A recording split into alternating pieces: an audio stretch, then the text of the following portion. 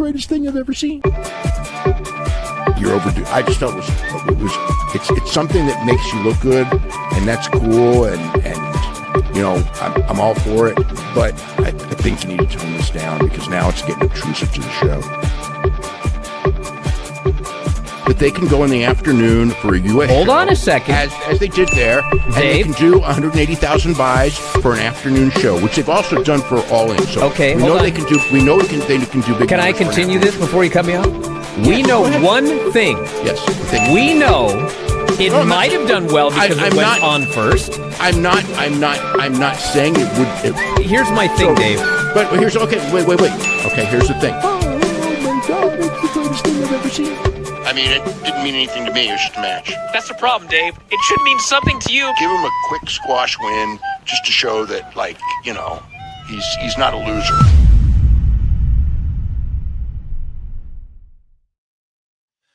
Ooh, what's up, everybody? Welcome to Dave Meltzer, Dumb Moment of the Week, hashtag DMDMW. I am your host, Phil Marks of Pro Wrestle Times, and we are live here on YouTube with the replay airing wherever you listen to podcasts.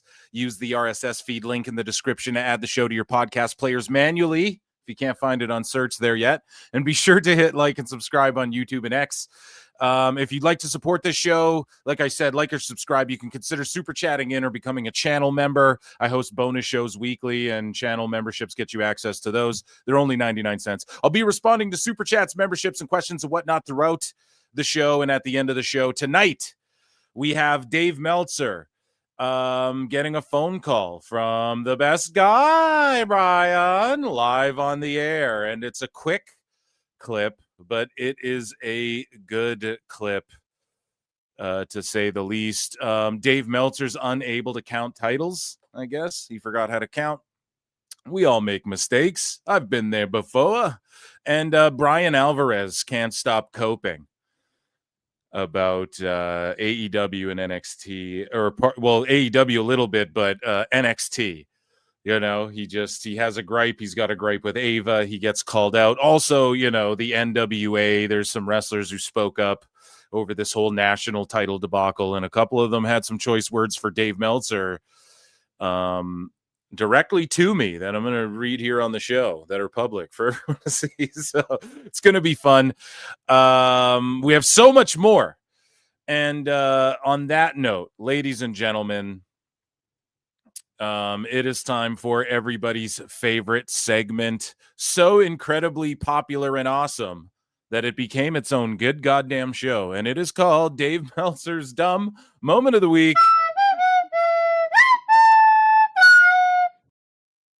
And it's a sad one. It's a tragic one for Dave here today. I mean, he definitely gets slapped around a little bit, and it's unfortunate for Dave, but it's what happened. It's unfortunate, but it is what it is. So, yes, let's get into things here. Dave Meltzer, boy, oh boy, do we have quite a bit to get to. We'll kick things off with a star rating. He gave Io Sky versus Mayu Iwatani at Marigold Grand Destiny 4 stars. It was in Japan, so it got a 1.5 more than most women's wrestling, Bryan. I'm on one today. So speaking of Bryan, you know, he copes a little bit over WWE and Saturday Night's Main Event and NXT. We've been chronicling this year because, of course, it's not a double DMW without trying Bryan in the mix. Of course, Dave Meltzer, Dumb Moment of the Week, featuring Bryan Alvarez is the tagline. I mean, but here's him talking about Saturday Night's Main Event and all the schmozzies that went on. There was not a single angle on the show. Nothing. Yeah, sure. There wasn't one angle on the entire show. There was no post-match beatdown. There was no pre-match beatdown. Nobody turned on anyone. No one turned. Yeah, imagine that. Turned. Like, I'm trying to remember the last big WWE show where they just gave us 4 wrestling matches with finishes, no interference on. He's right. You know, there was no bullshit. Even I was like, okay, well, the Americanos are going to run in during the triple threat, or we're going to get maybe some Braun show up or Jimmy Uso, because like not. I was saying if you guys go back and watch the Saturday Night Main Event watch along, where we watch the event, I was saying that they won't do both matches, but at least one of them, neither of them. So Brian's actually on point here. Trying The Brian. show. Yeah. But it was like weird because I didn't bother. It'd be me. more weird though, but it's not like WWE doesn't do this. It'd be more weird if AEW had a pay-per-view with no bullshit. No, it's great. But it was Not also to do the whataboutism, but like it would be more weird. Or even TNA, I'll lump them in that, right? TNA is notorious for like during the show they add a fucking match, or like a match turns into a 6-way or whatever, right? With WWE, it's pretty straightforward. You can kind of it's odd to me that not even Jimmy got involved though. That was peculiar, but it's refreshing, and it's something you can talk about. And it's switching it up, like it's something you might not even think of right away, but then you're like, huh, no schmozzes. Awesome. Because WWE, I mean, whether it's a cash in or whatever, all wrestling does it.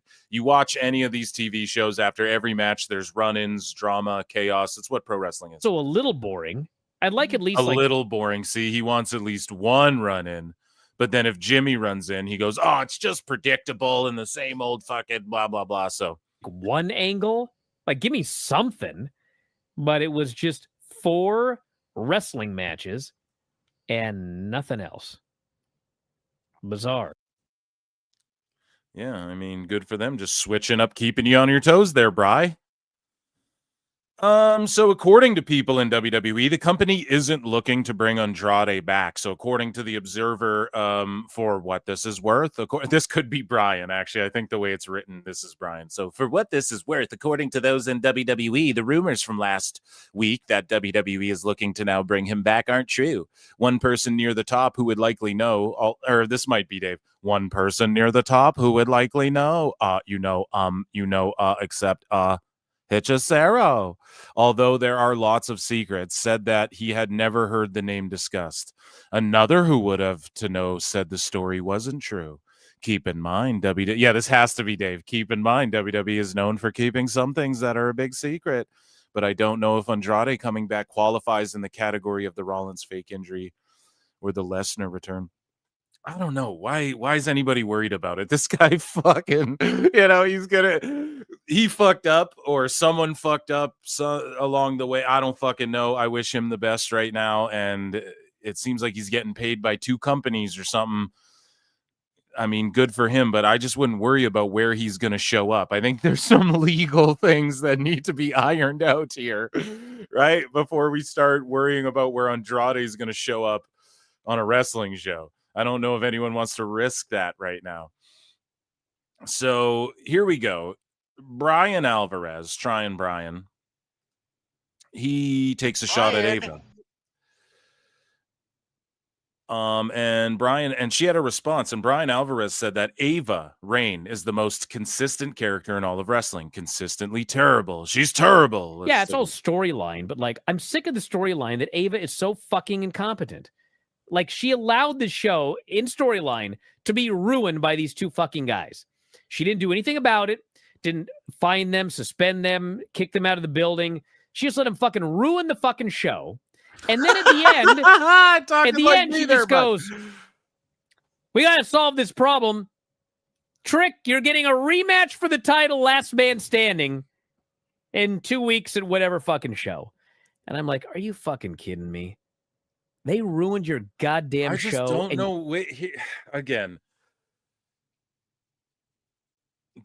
show me a clip of Brian yelling like this when the Death Riders are like murdering people on other shows and shit. I don't want to hear this, bro. Undertaker buried people alive. Are you fucking kidding me? Like, what is she supposed to do? There's security pulling them apart, and he wants her to like start punching people or what? Like, how?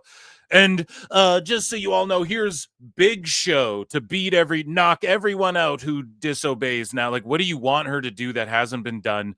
There's security pulling them apart. And if you guys didn't see this segment, I mean, there's a little photograph below, but look at this photograph. I don't know. Alvarez just has this hate boner for NXT.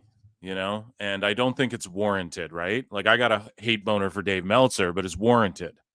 Your ruling is that this guy is getting a championship match. You're rewarding him. You're rewarding this fucking guy. I was just like, this show sucks. Rewarding the guy, okay, so every blood feud ever, then you have to go back and say so when John Moxley, again, when Undertaker crucified Stone Cold, then got a shot, like, we have to go back and say every one of those angles are fucking stupid because the guy who, like, attempted deletion on someone or whatever got a fucking, or like the guys who ruined the show got a shot at the title or whatever. It's pro wrestling, Bri. And you know, the funny thing is, like, it's not a shoot, I'll give you Brian. one thing. Jesus. She is the most consistent character in all of wrestling. Bar none. The most consistent character. Consistently fucking terrible. But like, her gimmick is a lazy Gen Z out there Nepo hire who doesn't want to fucking ever work. What does that mean, doesn't want to work? Like, as part of her gimmick? He's saying her gimmick is da-da-da-da-da, and she doesn't want to work. Is that him inserting something, or is that him just implying, like, she won't take authority over shit? Because, I mean, typically, that's what she's known for. She pops up on screen, and she just, like, delegates and calls shots and tells people, like, you don't do this, I'm doing this. That's all she does. So I don't know about that last part, but he's sort of on point with the description as far as, like, yeah, that's how a lot of people interpret it. A lot of people think she stinks on the mic and isn't charismatic and all of these things. I would say they could lean into that as more of a heel character, and they did when she was in that heel faction at first. And then she sort of transitioned into like a fan favorite, and Brian's like, he has heat with her, and like, here's the thing, you're not gonna, let's say DX were the cool guys, I'm sure who were like, suck it, even though they were being healed, people were cheering them. I'm sure there were people who still booed them, just like when Batista was a babyface, I'm sure there was people who booed him, right? You boo her then, Brian, you know, like, you don't have to fuck it. It just sounds like he's trying to like squash her career in a way. She's not that bad of a character. I would love to hear him go off on some other characters we see in wrestling that are more egregious than this. Everybody else has to do all the work, and she's going to take credit for it. Take credit for what? I mean, I don't know. If he's getting the storyline over, then I'm right there with you, Bri. Good call, buddy. We're just going to interpret that faux outrage as like, okay, you're getting it over. So when we started the show, we had a quick little glance at Dave Meltzer's star rating here. Well, we can circle back to that, actually. We can circle back to that. So, Bryan Alvarez, yes, this is what I was looking for right here.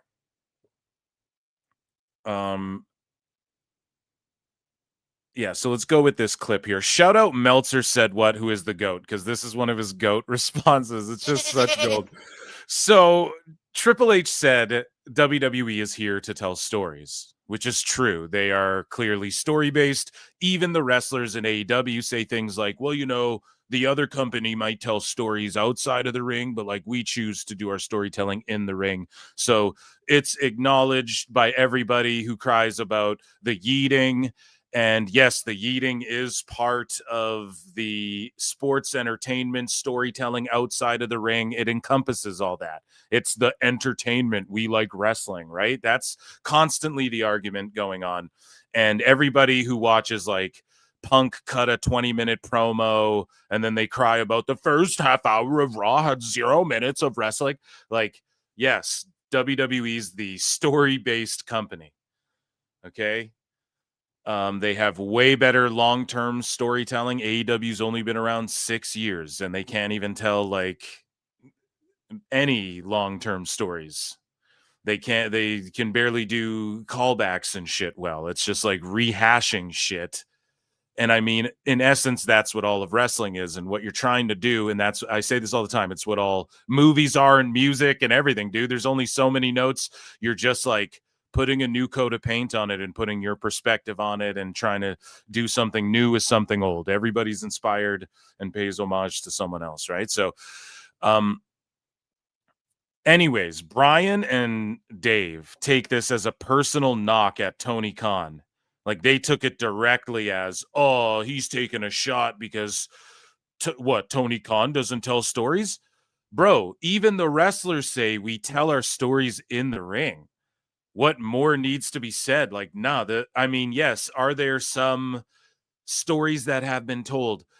Has there been any amazing stories in AW? Yes, there's been a few, and even some people would go, no, those weren't amazing. Oh, come on now, Phil. That's not very fair, because it's like Punk versus MJF. Some people would be like, that was shite. A lot of people like that, At the end of the day, though,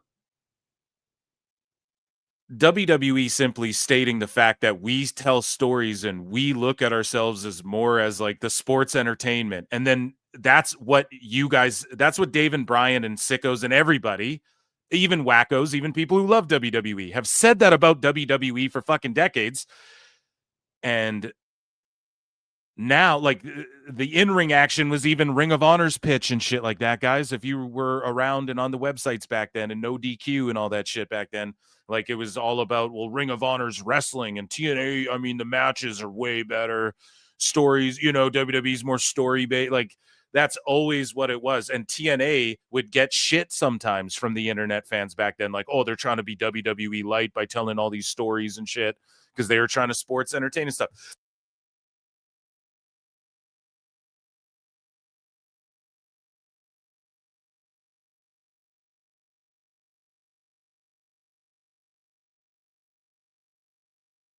Levesque did a lot of talking. They're not there to have great matches. They're there to tell stories, which is what he said. I felt like it was a knock at Tony Khan. Like, well, it was. Tony's just trying to put great matches together. And what he's saying is he ain't got no stories. He's just doing great matches. But we're doing stories. If anything, AEW has too many stories. Not that they don't have stories, but there's this thing that people say that AEW doesn't do stories, that people who don't watch the match, they all repeat to each other, and it becomes like this thing. They don't do any stories like WWE. It's like, bro, it doesn't mean literally. I've said this a bunch of times, but Dave, he's like, everyone repeats it back and forth to each other. AEW doesn't do any stories. Dude, they don't do stories of substance, man. And they don't carry things out long enough for a television audience. Like, holy fuck, man, if this was like a soap opera, and let's say it wasn't pro wrestling, and this was just like a TV show getting the same criticisms, they would be like, there's no storyline in this fucking dumb show. Even like Family Guy has a storyline for each episode. Like, yes, it's inconsequential, and an AEW shit is inconsequential. You guys are already taken that approach, and that's why it's related. Typically, that's a comedy, that's a comedy trope. That, it's Always Sunny in Philadelphia. It's like, storylines carry through, but shit doesn't really matter at the end of the day. That's sort of what it's like in AEW. You guys get compared to comedy. What are you talking about? They don't tell stories, dude. In comparison to what TNA's even doing, to what some of these other wrestling companies are attempting to do, even on the indies, dude. GCW has more people cooking on promos and shit. MLW is doing more like story-based shit than AEW is. As far as like long term, I don't know. Contra was fucking running wild on MLW. I fell off there, but it just seems like it's Cope here, and he just has like a fundamental misunderstanding, because he's talking to people just parroting his bullshit back to him. You know what I mean? Because it's like, Dave, you got to understand that they don't mean literally no story. Like, yes, there's attempt at stories, but like Athena just having a belt for a bunch of days isn't a story. What she was doing with Billy Starks was a story. Nobody saw it. So they're not doing stories on AEW because that's Ring of Honor and nobody saw it. You get what I mean? That's what people mean. It's like a generality. It's just like an expression. And Dave pretends he doesn't share like the commonality of language with everyone, or he's just fucking seething. And I think it's that. It's just like he just doesn't understand that, you know? AEW doesn't do stories that people who don't watch the match, they all repeat to each other and it becomes like this thing. They don't do any stories like WWE. It's like, all they do is stories. It's like, are the stories all, they do so many stories.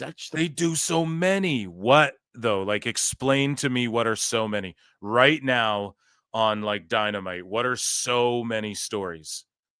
So Monet, she has all these belts, right? And then she like gets these challengers and these other people, a bunch of them you've never heard of. They show up and then like lose their belts to her, right?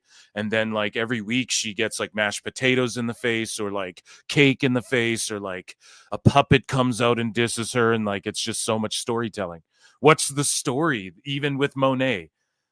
She's just she's the belt collector. Okay, so like what they did with Kenny, so they're just redoing. So let me grant you that one. So they're just redoing some shit they did 2 years prior again. Well, not to this degree, Brian. It's like, what are you gonna say? You can't explain what's a story about. They do nothing but stories. I don't know, man. Like, just saying that there's a women's tag division now, and then there's belts, and then there's a tournament, and then these women all fight each other in a 4-way, then they face off in a tournament again. Well, they cut promos backstage explaining that like they want to fight and be the best. Awesome. You know, that's all the shit that goes without saying. That's all the background shit. That's the sport. Where's the fucking entertainment now, dude? It's crazy. They do nothing but stories. Explain any of them. And like when they're short term, it's not sufficient. It's a long-term weekly. Tony Khan can't help but talk about it's 52 weeks a year. We never get a week off. 52 weeks a year, all year round pro wrestling. So give us a story that goes longer than a fucking year that isn't Moxley killing the ratings. Like, okay, well, he did one there. It went a year. Okay. And what did it do? It tanked the ratings and everyone fucking hated it. Even AEW fans hated it. So where's another? You know? And like, what was Moxley's story? None of it changed. Again, this is why it wasn't a story, because Moxley just continued. He lost the belt. Nothing. Just keeps doing what he was doing. Then he loses to Darby. What happens? Nothing. His goons are just fighting Darby in the opening matches and tag matches and shit now. Nothing. Mox is just running rampant. You know, now they're in the tag tournament. Now he's like doing goofy shit, making silly faces in the background and being like, ugh, this is all cool. Talking to himself in mirrors. The same shit. Bags over heads, the threats of 12 guys are going to run in on you. Literally nothing changed. So I just don't understand how that's a story. You know, there needs to be peaks and valleys. There needs to be, people's like character shifts and not just, Garcia went heel and joined a group again. Oh, and can you believe it? Garcia got mad and joined a heel group again. That's not a story. Like, that is just shit happening over and over because Tony Khan has like 4 ideas of how to match make. And then he just keeps going to those thinking it's story because he just writes them real quick in his hotel room. Anyways, I'm just taking way too long on this. They lose track. The one thing you can't say in AEW is that they don't do stories. Do they do stories trying to, is there a greater emphasis in AEW on having great matches than in WWE? Yes, but they both try to have good matches. But with and like, what does that mean, dude? So there's not an emphasis on having great matches, or is there an emphasis on WWE and these people are larger than life and we're not going to they're not going to break their necks on Raw so that we can, okay, they want to go crazy on the PLE, let them go. Give the people what they paid for. This is the shit we put out on TV for free. It's the commercial for our PLE. There's a concept there, Dave. AEW, it's, it's more of a prerequisite, but also AEW's talent is more conducive to having good matches. But as far as like the product, I mean, WWE doesn't have the best product in the world this year by any means.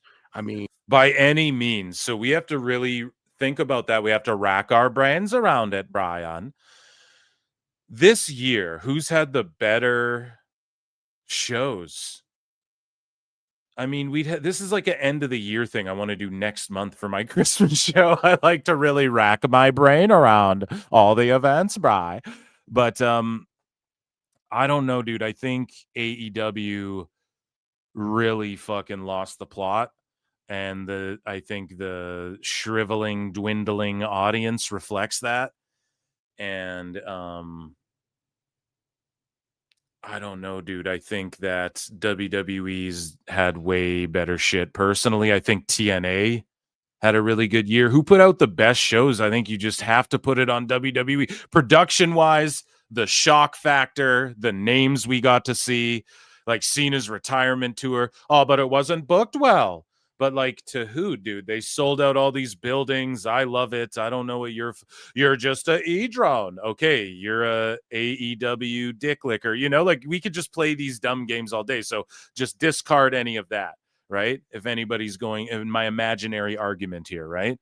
I just don't know how you could argue like the production wise, the name of the stars, the matches we got.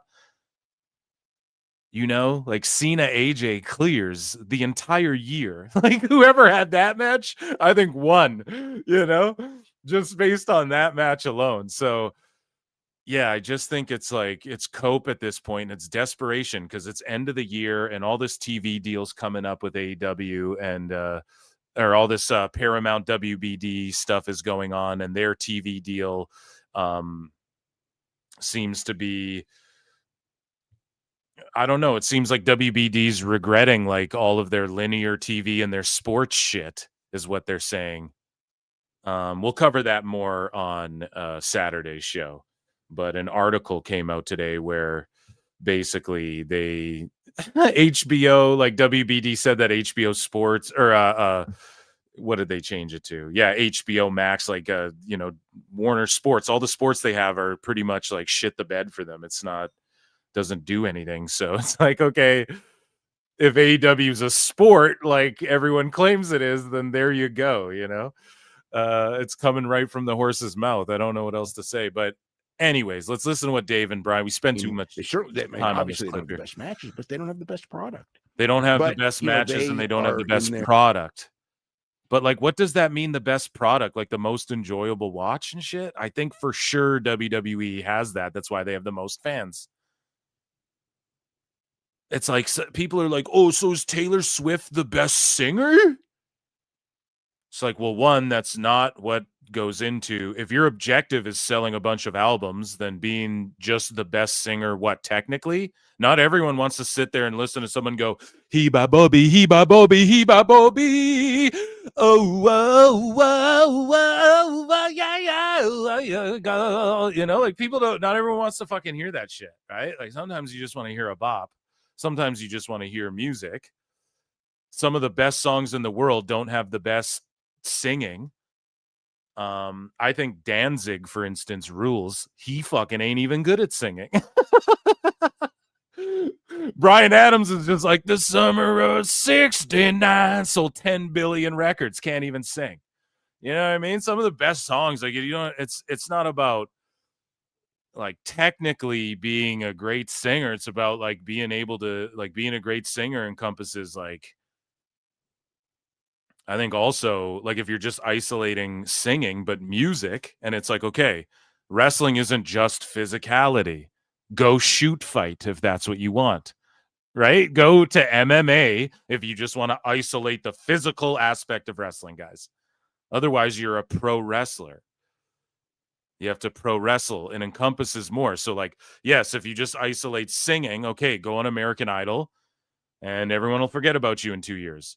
If you're talking about the fucking, like what it encompasses to be like a musician, like a top selling artist or whatever the fuck, why most people want to sing in the first place, then yeah, you gotta Like, we can objectively say, yeah, like Christina Aguilera can sing better than Britney Spears, but that's what it's like. Who gives a fuck? Like, who's the bigger star at the end of the day, you know? And that's what they're out there for. So it's just like to say like, oh, it's not the best matches or whatever the fuck. It's like, well, I don't know, man. I think that the way they've had Penta has bangers on TV, then you watch the PLEs and then you get fucking Cena versus Styles. Like, what more could you ask for? Thing of just because you're all getting dropped on your neck doesn't mean it's better wrestling, you know? The sets, the crowds are better, the production's better, the commentary, the delivery, the packages are better in WWE. We can all agree on that. Even Dave will tell you that. So I just don't like, how do we quantify this? I think what Dave said, to quote him, it's about making money, Bryan. It's not about anything else but making money, Bryan. It's about the most viewers, Bryan. Those are his own quotes. So there you go. Just, he can take his own words, his own advice, and fucking quote himself. If he studied and learned himself, he would know that he said that. And if that's the case, Dave, then there you go. It's WWE, right?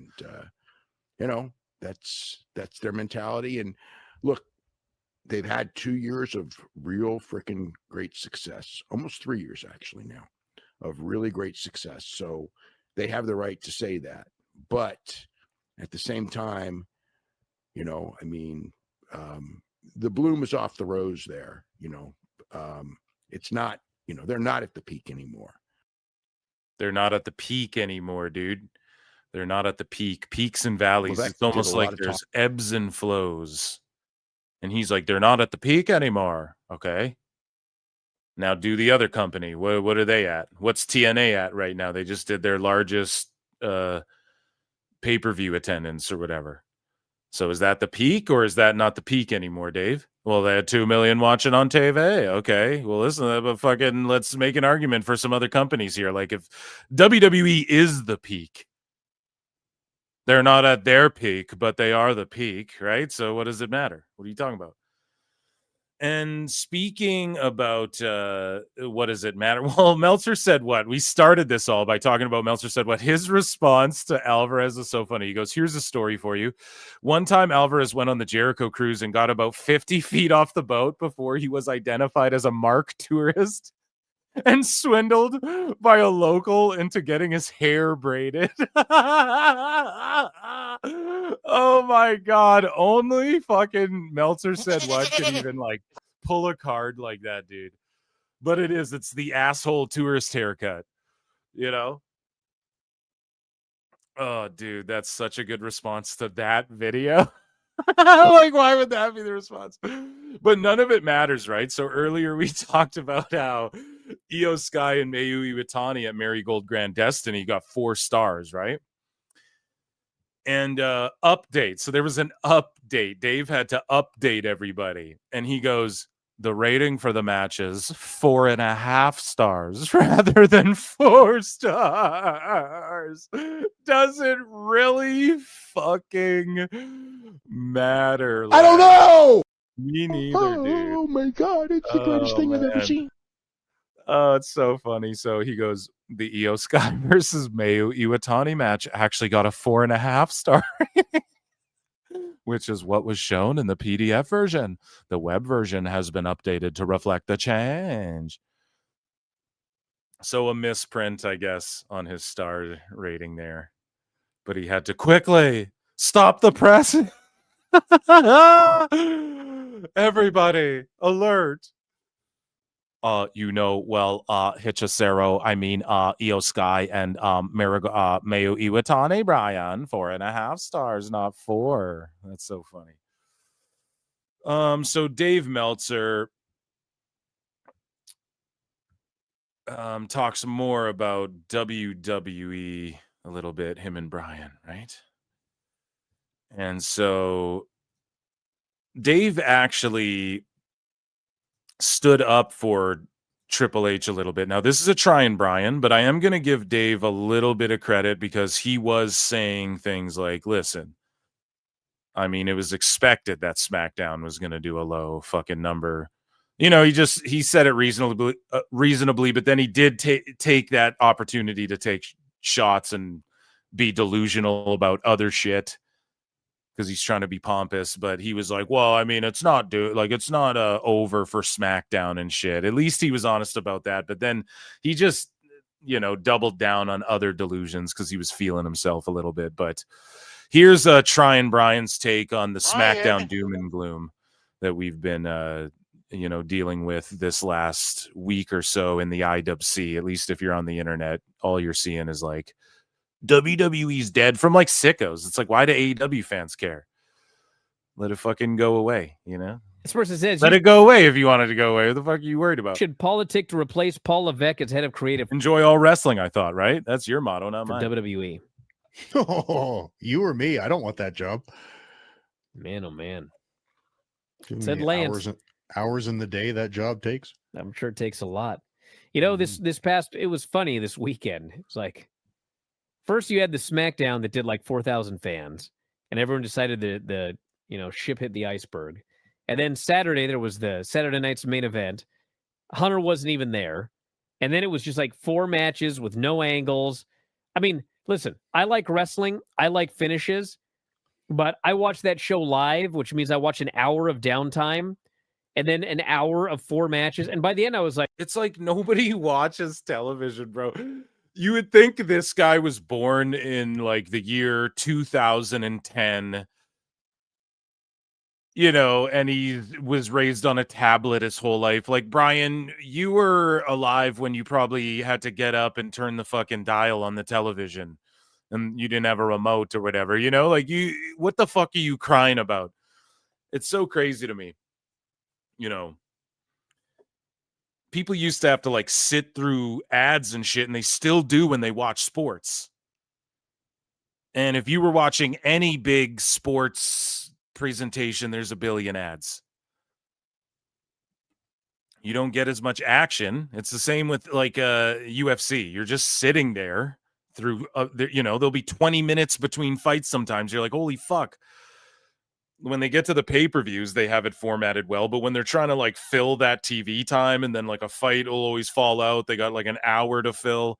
It's like that. I don't know, man. It's part of watching TV is the fucking ads. Watch it on streaming and shit. I guess he couldn't. I guess he's in America. So I was watching it on YouTube, but even then it would just cut away to like we'll be right back or whatever the fuck. Honestly, I'm kind of bored. Like, could we have one angle or something?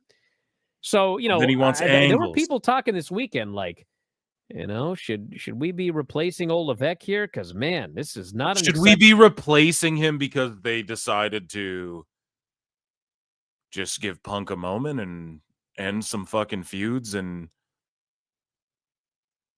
move the Penta Rusev thing along a little bit and show and it's boring. He's not even there. Attendance. He's not even there. It's boring. Triple H isn't even there. Why the fuck does he need to be there? You pussies all cry that he's there and he's P. Diddy, right? He's in all the videos. He's fucking Suge Knight said at the Source Awards, right?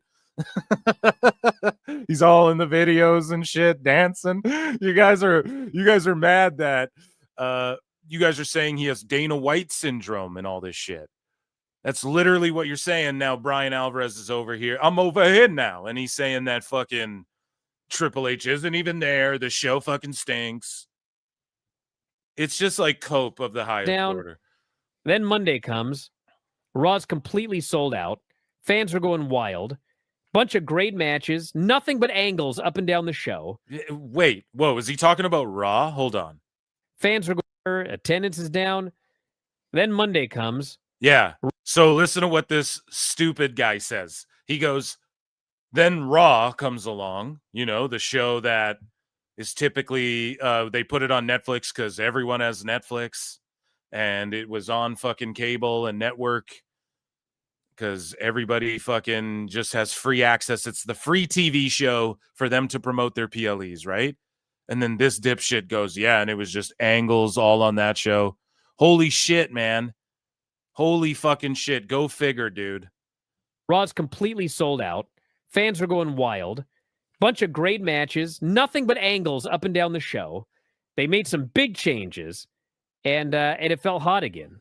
So we'll see how it continues on. They're still averaging 11,700 fans this year. So Brian's like, So- I love wrestling and I love finishes, but they gave me a show for once. WWE gave me a show of just finishes and wrestling, but nope, it was still bad and it's terrible. And so he gets called out for this bullshit. Ava Rain responds and goes, man, I remember my first day on Earth too. She should have said, I remember my first beer. I think that would have popped more. Dude bros. But I remember my first day on Earth too. That's like a good little spin on it to not be too vicious. Right? But she clapped back at Bryan, which is hilarious. So on the topic of like, should Triple H be around anymore? WWE is accused of falling behind due to outdated creative leadership. And this is courtesy of Ringside News, which gripped this from The Observer. And, Bryan and Dave were talking about how you need people with ideas who are open to stuff. They have a large writing team. A lot of them are young. I think we have this in clip form. I think we do. Well, let's play this right here and see if they cover some of the same ground. If not, I'll read these quotes. I haven't pulled up right here, but they posed the question here in this clip. Would Tony Khan and Paul Levesque taking a step back from booking help refresh the product? Okay, so Vince just took a step away, and it helped refresh the product. Now, what you dumb fucks aren't going to do, Dave, you dipshit, you're not going to say Triple H needs to step back now that he's in his first ebbs and flows, now that he's in his first series of, a downward trend, right? Now it's his first time like combating, I guess, like, I don't want to say, what is it? It's not controversy, but it's like any resistance, I guess, or like, hey man, business is it's not as hot right now, even though TKO just squashed all this. We covered it on the live show on Wednesday. Time cop. Like TKO, we're talking about all these profits and yada.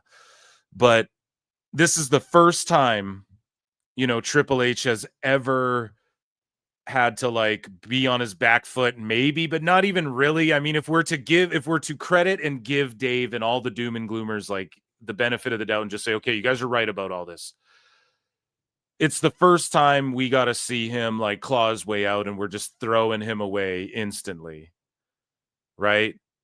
And it's ridiculous. Now, when it comes to Tony Khan, I think, yeah, it would help if he stepped back. And here's the thing too.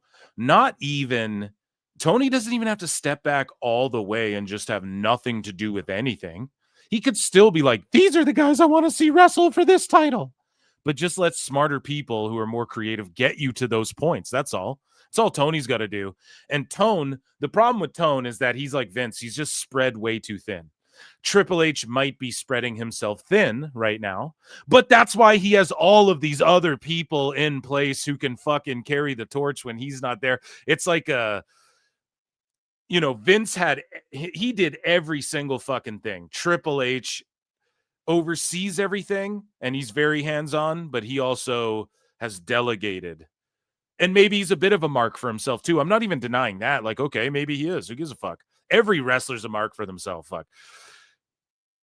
But it's like him venturing off and doing these other things. It's like a good sign to me. It's like, okay, he's not going to wear himself thin in this wrestling shit.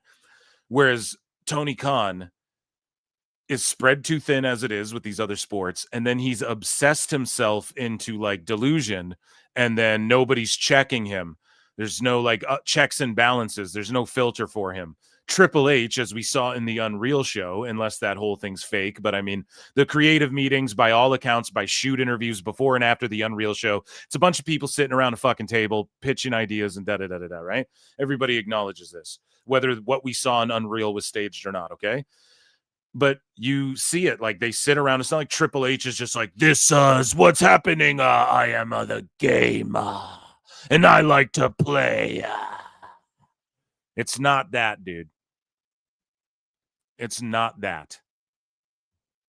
It's him fucking pitching ideas, being shut down, other guys saying this would work better. I think we should do this. So him being able to go hands off, I think, is a bit of a good sign. Not to say you shouldn't be obsessed over wrestling, but I don't give a fuck what anyone says.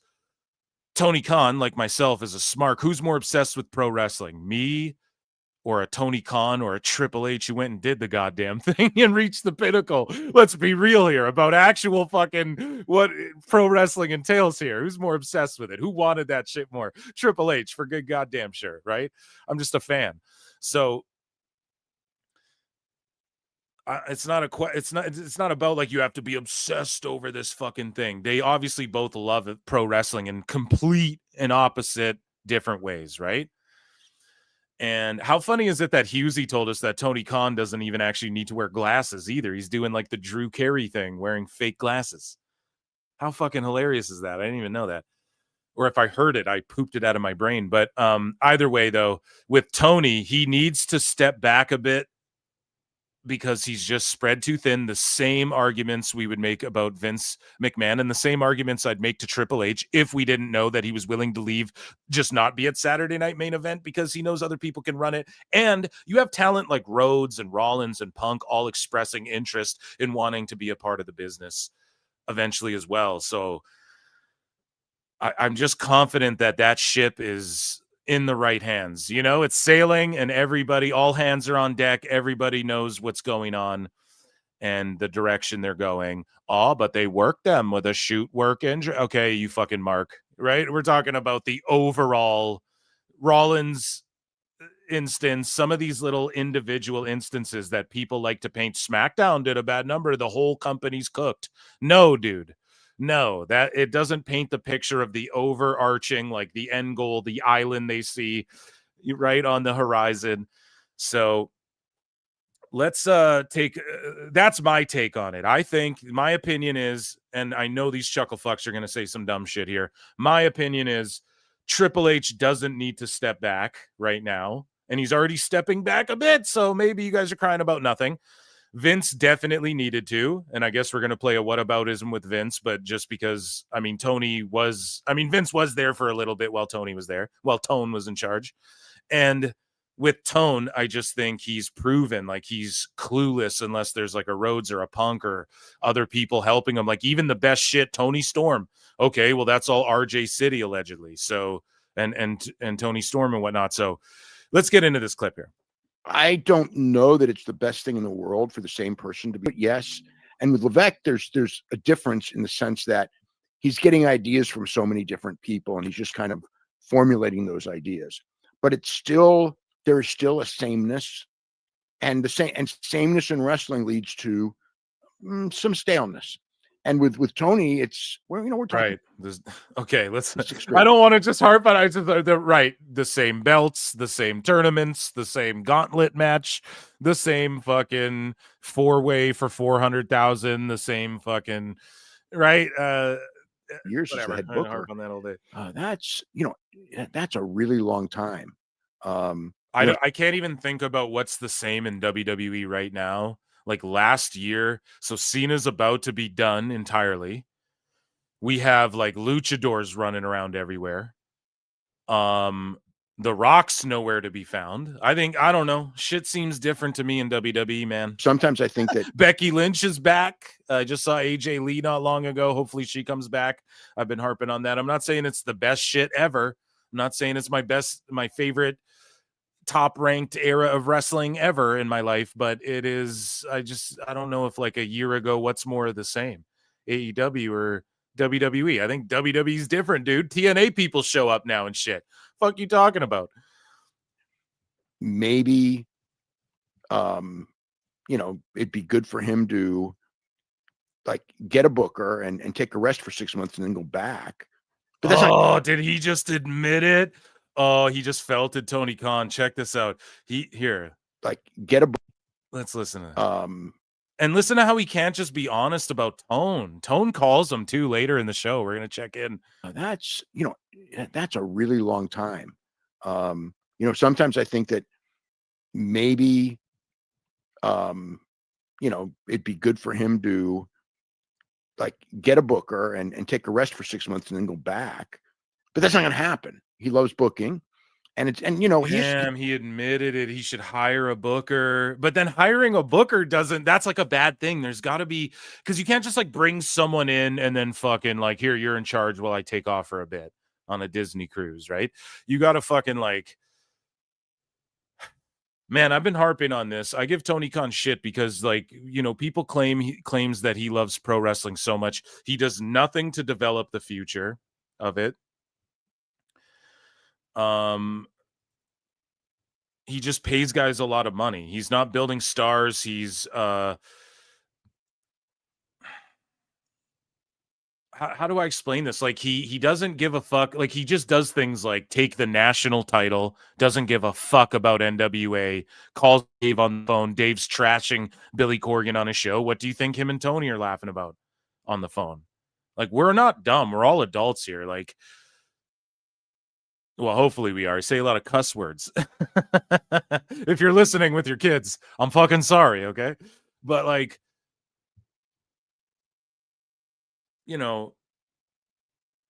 Tony doesn't, we'll get into this in a minute. There's some NWA wrestlers calling out Tony over this national title bullshit too. They're like, come on, man. It's the NWA, like the oldest wrestling promotion in the Americas or whatever, right?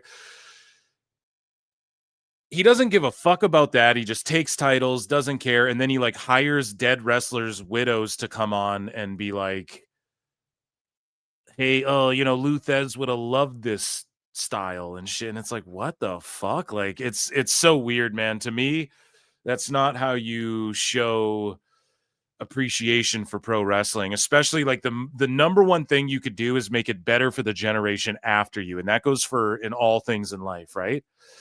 I think hands down WWE does it. Now, maybe that's just my opinion. And some people are like, oh, that's some soft shit, Phil. You're a fucking mark. And nah, fuck that. Get your money and run or whatever. Okay, whatever. I'm just saying that, like,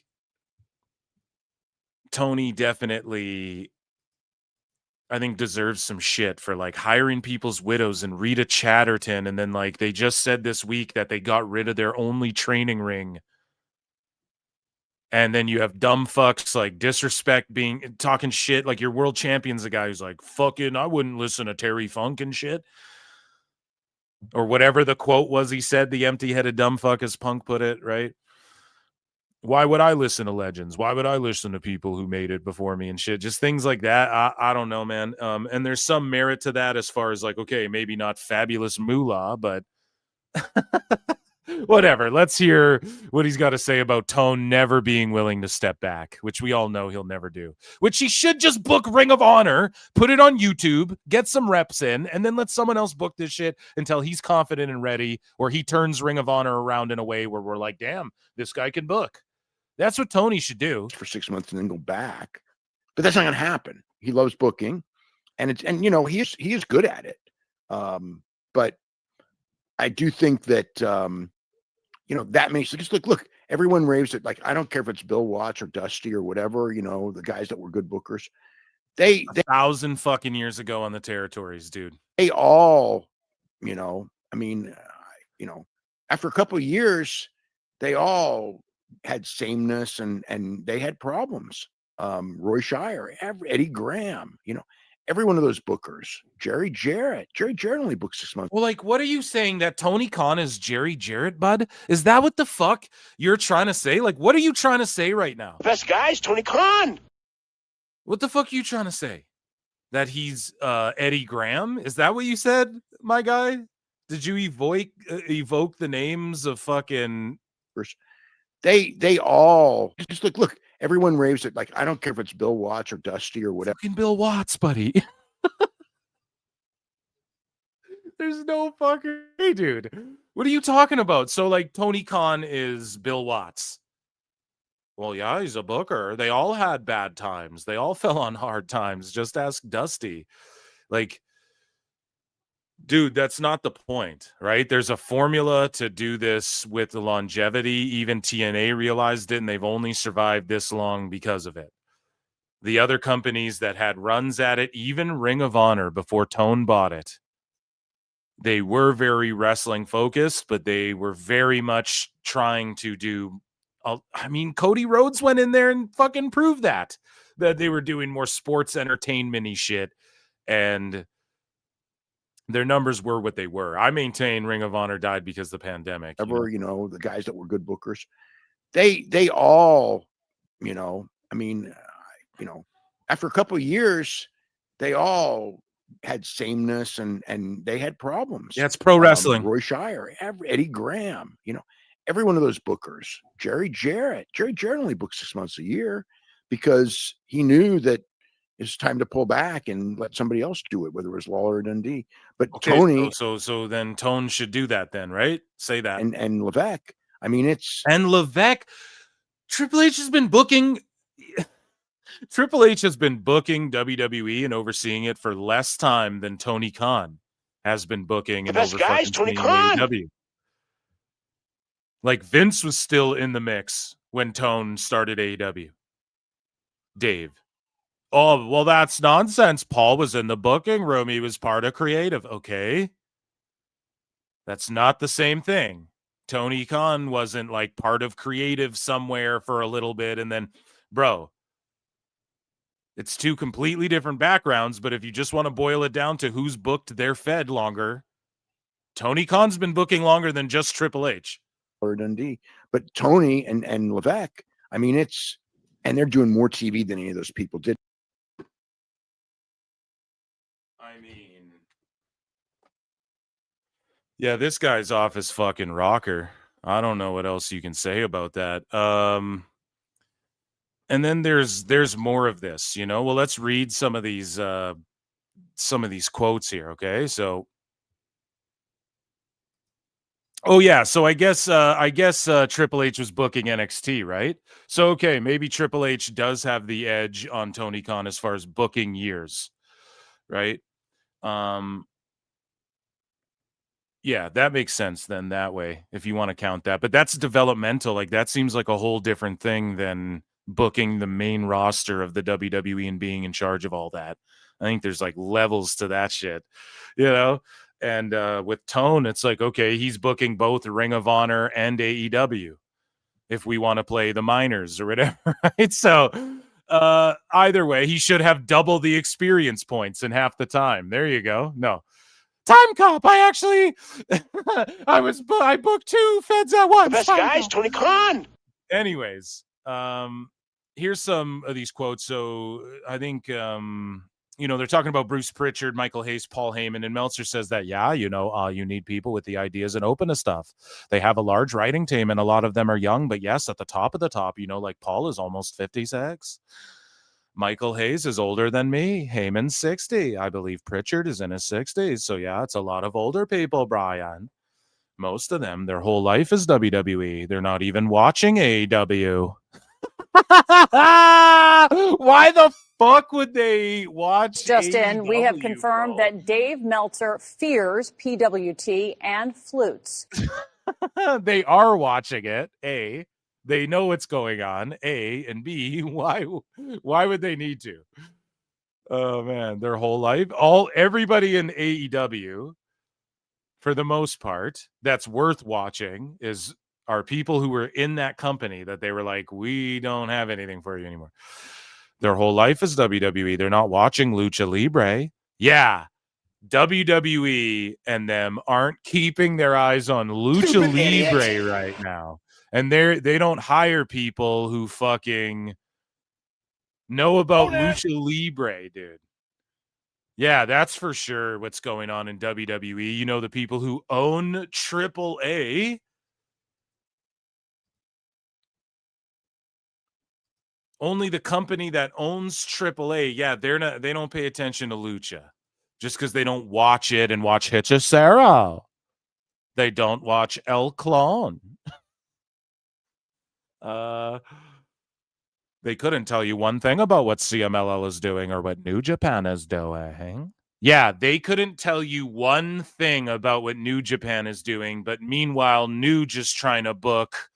Meanwhile, they just inducted fucking Jushin Liger and fucking Great Muta into their Hall of Fame, and they're talking about Tanahashi having his final match against Shinsuke Nakamura.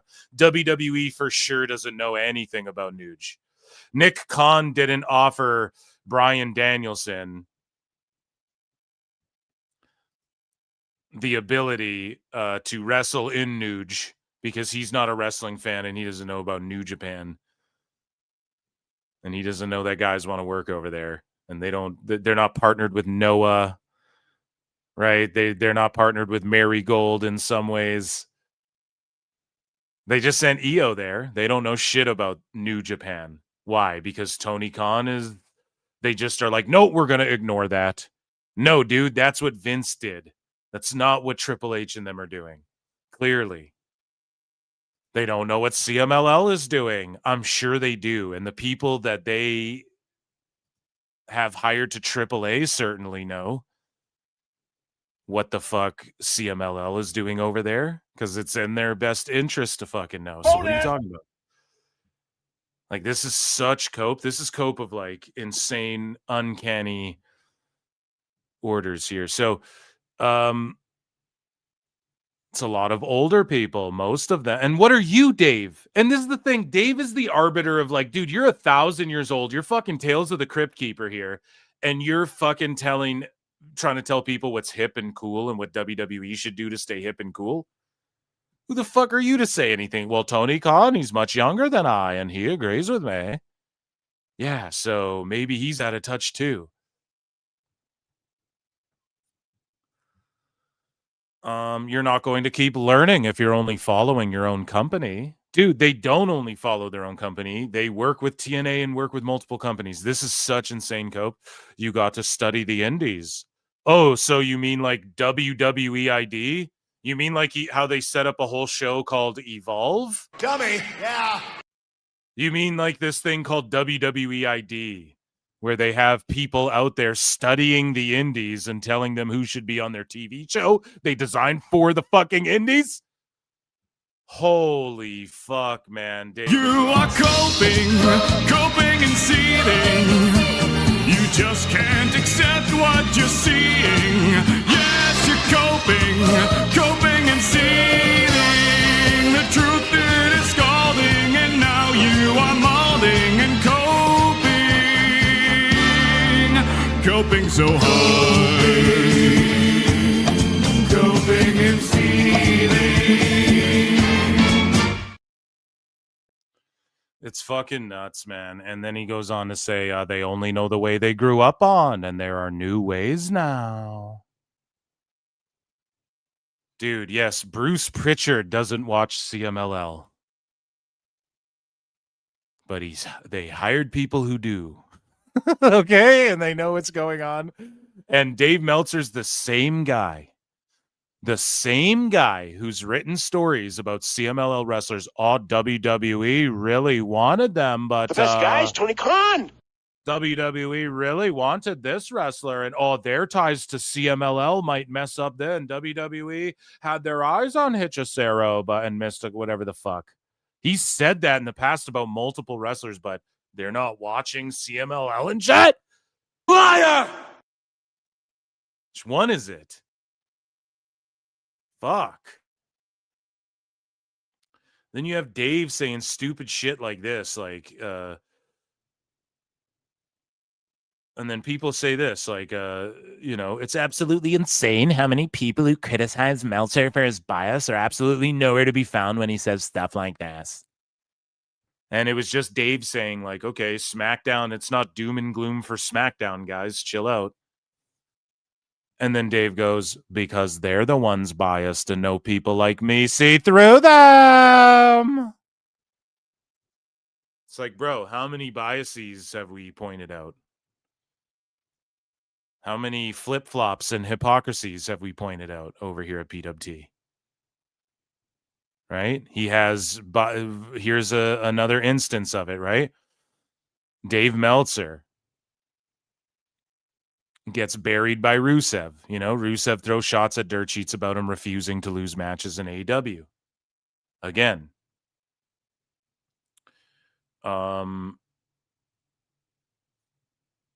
Rusev was accused of like he didn't want to lose in AEW.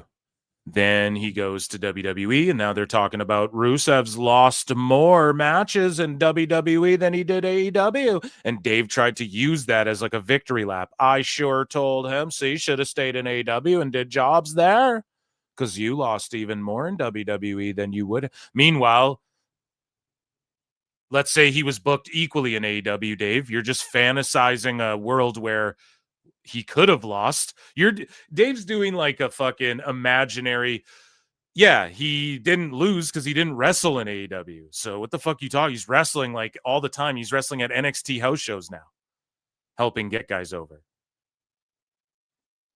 So like, yeah. So are you imagining a world where he wrestled equally the amount of matches in AEW that he did in WWE? Okay, how do we know he wouldn't have lost all those matches? Too. Like, we don't fucking know. We don't know if they were calling him to lose all the time, and that's why he never fucking worked, because he was like, no. Like, I don't fucking know, Dave. But he goes, so Dave tried to use that as a victory lap, though. As like, oh, I sure showed them, right? Like, you're losing more. Meanwhile, it just blows up in Dave's face. Like, no, he's willing to lose. And Dave's like, I remember when I wrote he had a knee injury, he said I was lying, then started wrestling with a giant knee brace on. So I don't know. There's an argument like somebody found an image of Rusev, and Nicolo Piccolo's like, I'll raise the stakes. Show me proof of this giant knee brace, and I'll believe the Tooth Fairy, Bigfoot, and your pay-per-view numbers in that order. And so Dave would have to come more specific, like what year and time and place, right? But people found like Miro had a big bandaged leg before. And that is a fact. So I don't know if that's what Dave was alluding to. Again, he won't respond to Nick. So it's just unfortunate in that regard that they can't duke it out with each other. We can't get rebuttals between them. But I just don't think Dave wants that smoke. But speaking of which, oh, yeah, here's Nicolo Piccolo said, LMFAO, a few people sent this to me yesterday. Been meeting to circle back. Dave, if you can show any photo or video. I know I saw one, dude, of Miro wrestling with a giant knee brace. I'll take back everything I've ever said about you making things up. Hell, I'll even believe the 500K max number. Someone might have pulled a pic of it. I thought I saw one. I don't know, but it was just like a bandage. And it's like, well, that's not a brace, dude, but that is bandaged up pretty heavily. So if that's what Dave's talking about, then okay, point for Dave, I guess. But I doubt it. Like, I don't know, right? Like, Dave won't respond. So who fucking knows if that's what he was alluding when and it's from like a long time ago when Rusev was like, he might have still had like Russian colors on. I wish I bookmarked it. I should have. But either way, though, Kelly Kincaid calls out Dave Meltzer as well. Kelly Kincaid from WWE. Brian was there coping and seething and trashing Ava Raine. And so Kelly Kincaid chimes in and goes, it's weird because I don't ever see referees getting the same heat for letting chaos ensue in multi-person tags or the same criticism of any other authority figures. You think she's an easy target. You think you're punching up. You're not. She does a great job. Shut up. Now, again, her job being good is like subjective, right? But it's just good when wrestlers slap the shit out of Brian and Dave. And we have some more of that. But she's right, and you know what she's alluding to, and that could be, hey, I've been calling it out in WWE, like, yo, that in NXT and SmackDown especially, the refs just let the tag matches fucking go. Like, it's like lucha rules now. Like, motherfuckers just start, everyone's in the ring. I don't like it so much. I'm more about the psychology. Even if you tell me the rules are, yo, they have 20 seconds to do double teams and shit. Okay. Just fucking give me the 20-second count. Like, I'm that kind of guy. Just want it to be more sports-based. That's all. So AEW, that's all out the fucking window. In WWE, on SmackDown, you see more of it with like just the way the tag division is with those smaller guys. And then in NXT, you see a lot of that too. So it's like a blanket term or a blanket not term, pardon me. Kelly Kincaid's making a blanket statement across pro wrestling. I would say TNA is the least egregious in that regard. with their tag matches. I always love the reffing in TNA. They have some really good refs in TNA. That's a whole other conversation.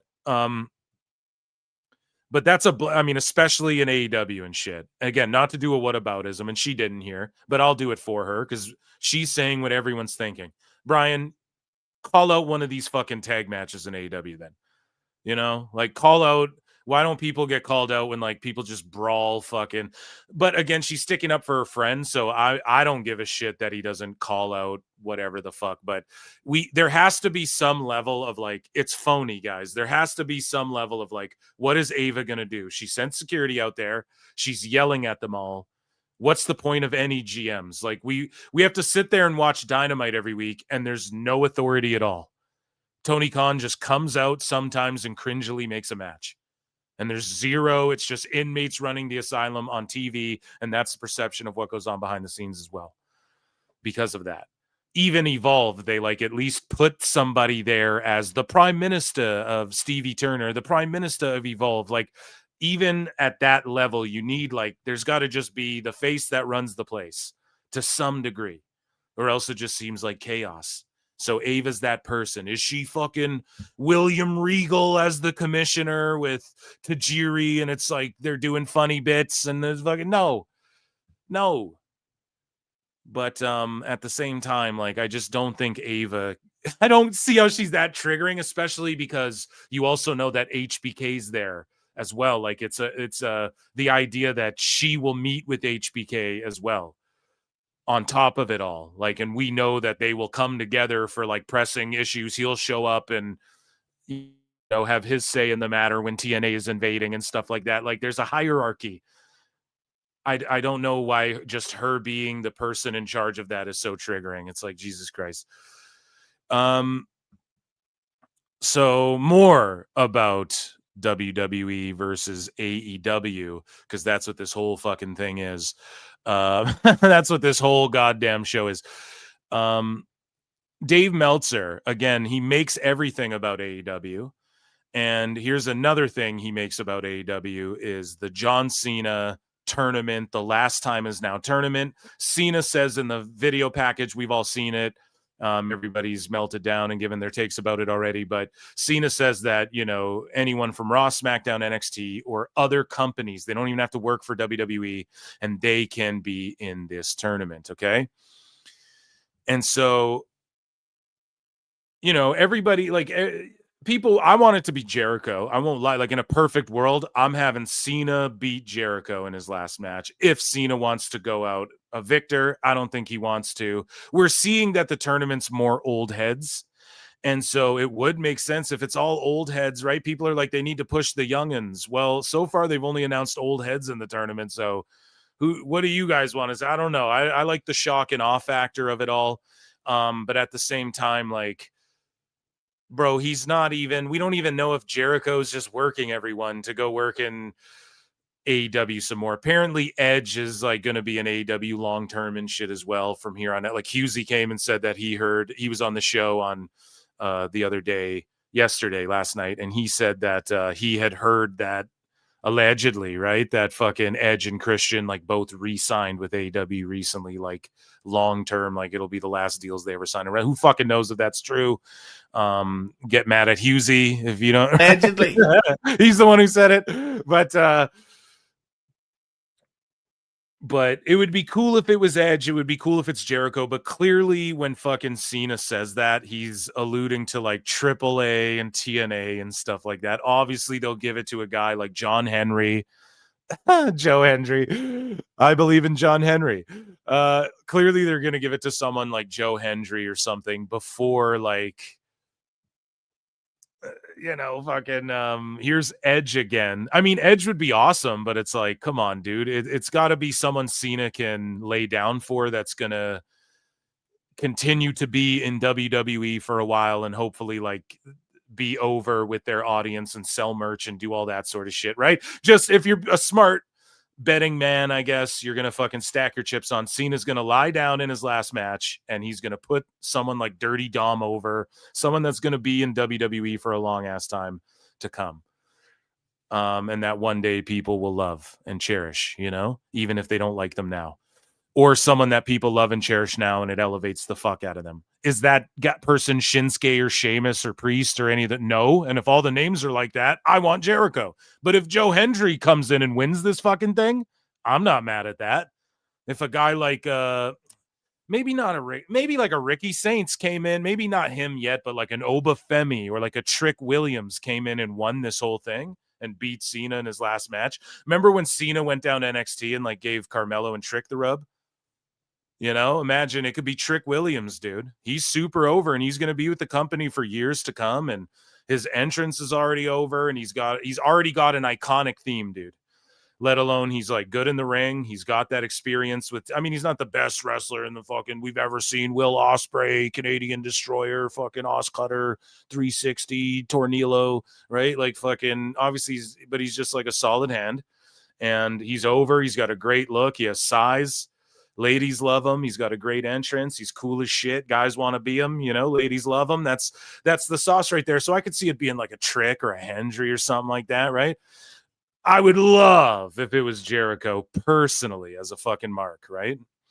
And I want to keep trying. I'm going to manifest it till the day the music hits. Or doesn't hit, rather. But Dave here, of course, he just makes it about like, oh, they're obviously talking about Adam Copeland. It's all about Edge, and there's no way, and they're stupid if they think.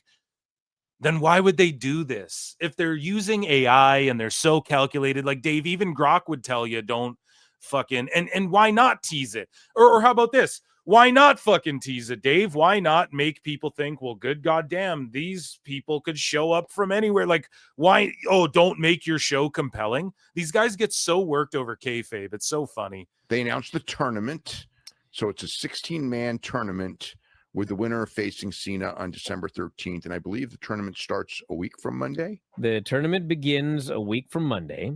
Yeah. And there's 16 wrestlers. And then he just like rolls his eyes like, bro, you fucking had... Yeah. Oh man, and they made it very oh my clear. God, they introduced a new belt on Dynamite, Dave. Fucking chill. You know, there's going to be wrestlers from WWE and maybe even some people who don't work here. Yeah, so that's of course to get everybody talking about. They want to get people to tease the idea that it'll be Adam Copeland, which it will not. Why how is the teasing Edge? They didn't tease that at all. They did not tease that at all. And then Dave just shuts it down. Why would you blow up Cope's spot like that? Or Jericho, which it will not be there either, yes, because his contract's not due then. It'll yes. So, I mean, it's going to end up being, you know, Matt Cardona, yeah, or somebody like Matt Cardona, and like then they say it like they're shitting on Cardona. Meanwhile, Tony Khan had to fucking poach Cardona off a GCW show, right? He fucking he put Jericho on an indie show to make up for that Ricky Saints shit. You guys remember that? He had to poach Cardona, put him in the main event of his show the same week or like a week apart from when GCW was doing a show at the Hammerstein. I believe that's where it was. And GCW outdrew the Dynamite that was there, sold more tickets than Dynamite did the same week or whatever, like a week apart. You guys remember that? It'll be Matt Cardona. He says that like fucking that won't be way more of a heater than anything his fave company can produce. He's just mad because it's not Hitchacero. You fucking mark, Dave. Oh my God. I would love if it was Jericho though. You guys know that. So Bryan though, he does a bit of a follow-up here on Ava. He goes, she actually had a good show, ironically. And so this is the week after. And Trying Bryan is trying here a bit. Maybe he's lying a bit. Bryan. But he talks to Filthy Tom Lawler about, you know, she alluded to, or she reacted to what I said on this show. She was actually making things happen and calling the shots. So let's take a listen here. Brother, what is with these referees? We're not going to finish. They never get it. These referees, they don't. We're not going to finish this report because I'm about to go off here. You see what happened last week? We never criticized these refs. See what happened last week when I was accused of just picking on Ava, and now we never said anything about the referees or anything like that? On the very show where you went on and on about how much this referee sucked, now we got another referee that sucks. This referee, let me tell you something. You know who sucked on this show? Not Ava, the referees. Ava actually had a good show, ironically. Not only did she have a good show and a good performance, she had brackets for her tournament. It's just like the don't clip Bryan. But at least they're just having a laugh about it. But it's like, you can't clip yourself shitting on Ava, then go, oh, they only saw this clip of me shitting on her. They didn't. It's like, yeah, it's fucking clips. Everyone just reacts to clips now. Welcome to the internet. The only GM that can have brackets in the beginning of a show. Ava, of all people. And meanwhile, these referees suck. Ava put her foot down. She said, I am not going to take this from Bryan Alvarez anymore. You're not going to call me a netbo baby who does nothing. I am making every damn decision on this show, whether you people like it or not, and it's going to be for the good of the show. The problem with a lot of these shows is the people that produce the shows don't actually go home and then watch the show. They put the show together. They send people out. See, this is like the new narrative that they're running with. I don't know if like Triple H and them aren't watching the fucking shows back. But I could see that being a problem. Like, I even made the argument for it earlier. Like, yes, they will put people in place to do shit, but I think Shawn Michaels, like, Alvarez is sitting here pretending like Shawn Michaels isn't super obsessed with his product that he's putting together and his developmental brand.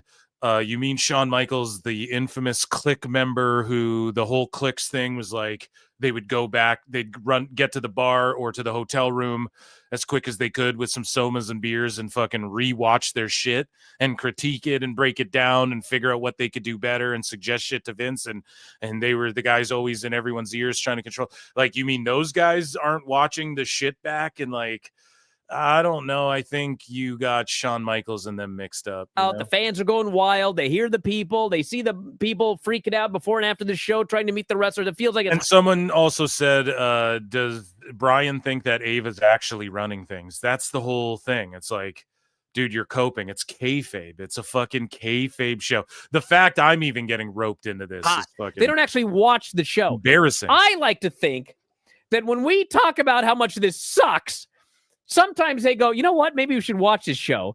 And they realize, golly, we have just absolutely destroyed Javon Evans for the last... No one's listening to the Observer, bro. Like, no, they're not doing that. I'll prove it. Ready? Because you got to do one of these 50% off sales every fucking 2 weeks. You guys have a new... Where is it?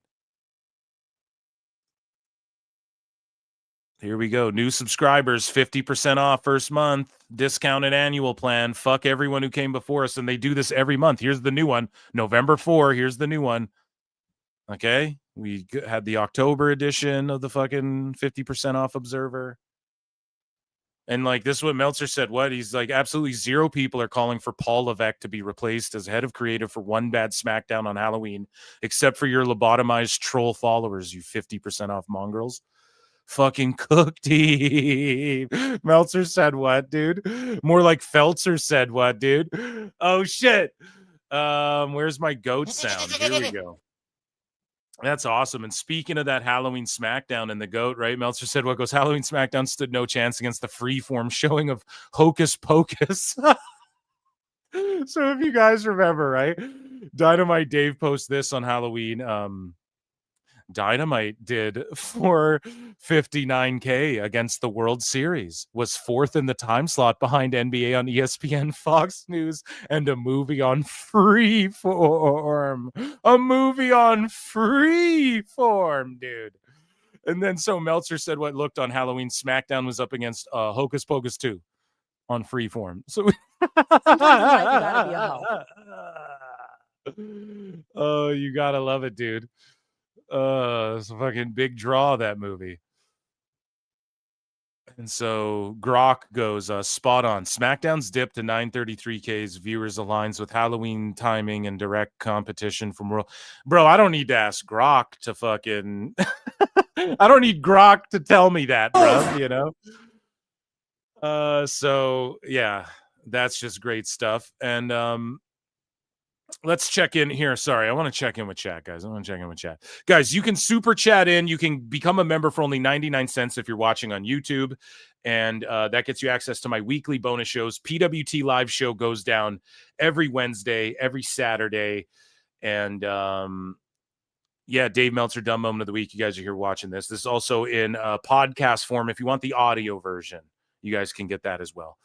And it's edited down a little bit. So Thomas Moore 9704 says Tony Khan is Vince Russo. Bro, let me tell you, bro, Tony Khan is a fucking mark, bro. And I don't even say fucking. I'm a Christian now, bro. In wrestling, let me tell you, Juggalo Championship Wrestling, bro, is the number one. Thank you so much for your support. Plenty and Pixar for 5 says, was the bracket comment not a stab at TK? Let's just assume it was.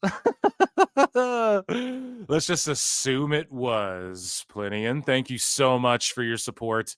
And I acknowledge everyone who supports, and round of applause for you guys. We have much more. Use hashtag double DMW. So hashtag DMDMW. Just on all social platforms to represent Dave Meltzer, Dumb Moment of the Week. And manually add this podcast. There's plenty more show here.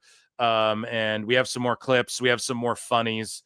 And make sure, if you can't find it on like Apple Pods and shit, add the link. There's a link in the description on YouTube or wherever the fuck you copy it. And if you just search using that link, you'll fucking add it to your podcast player or whatever. Let's get into some more stuff. We have lots more stuff. So Dave Meltzer talks about WWE some more. And so we watched that clip. So Dave Meltzer, he talks about WWE some more, and he salivates over these ratings. To compare them to what he was doing with AEW. We just read from the GOAT. Meltzer said what, Dynamite did, whatever the fuck. And there was a movie on Freeform, which is just hilarious. But in contrast, his post about Raw, he goes, Netflix reported the 10-27 Raw against both the NFL and World Series tied for the lowest in the history of the show. Now, I give Dave a bit of based Meltzer credit there. Like, at least he pointed that aspect out. Like, usually he just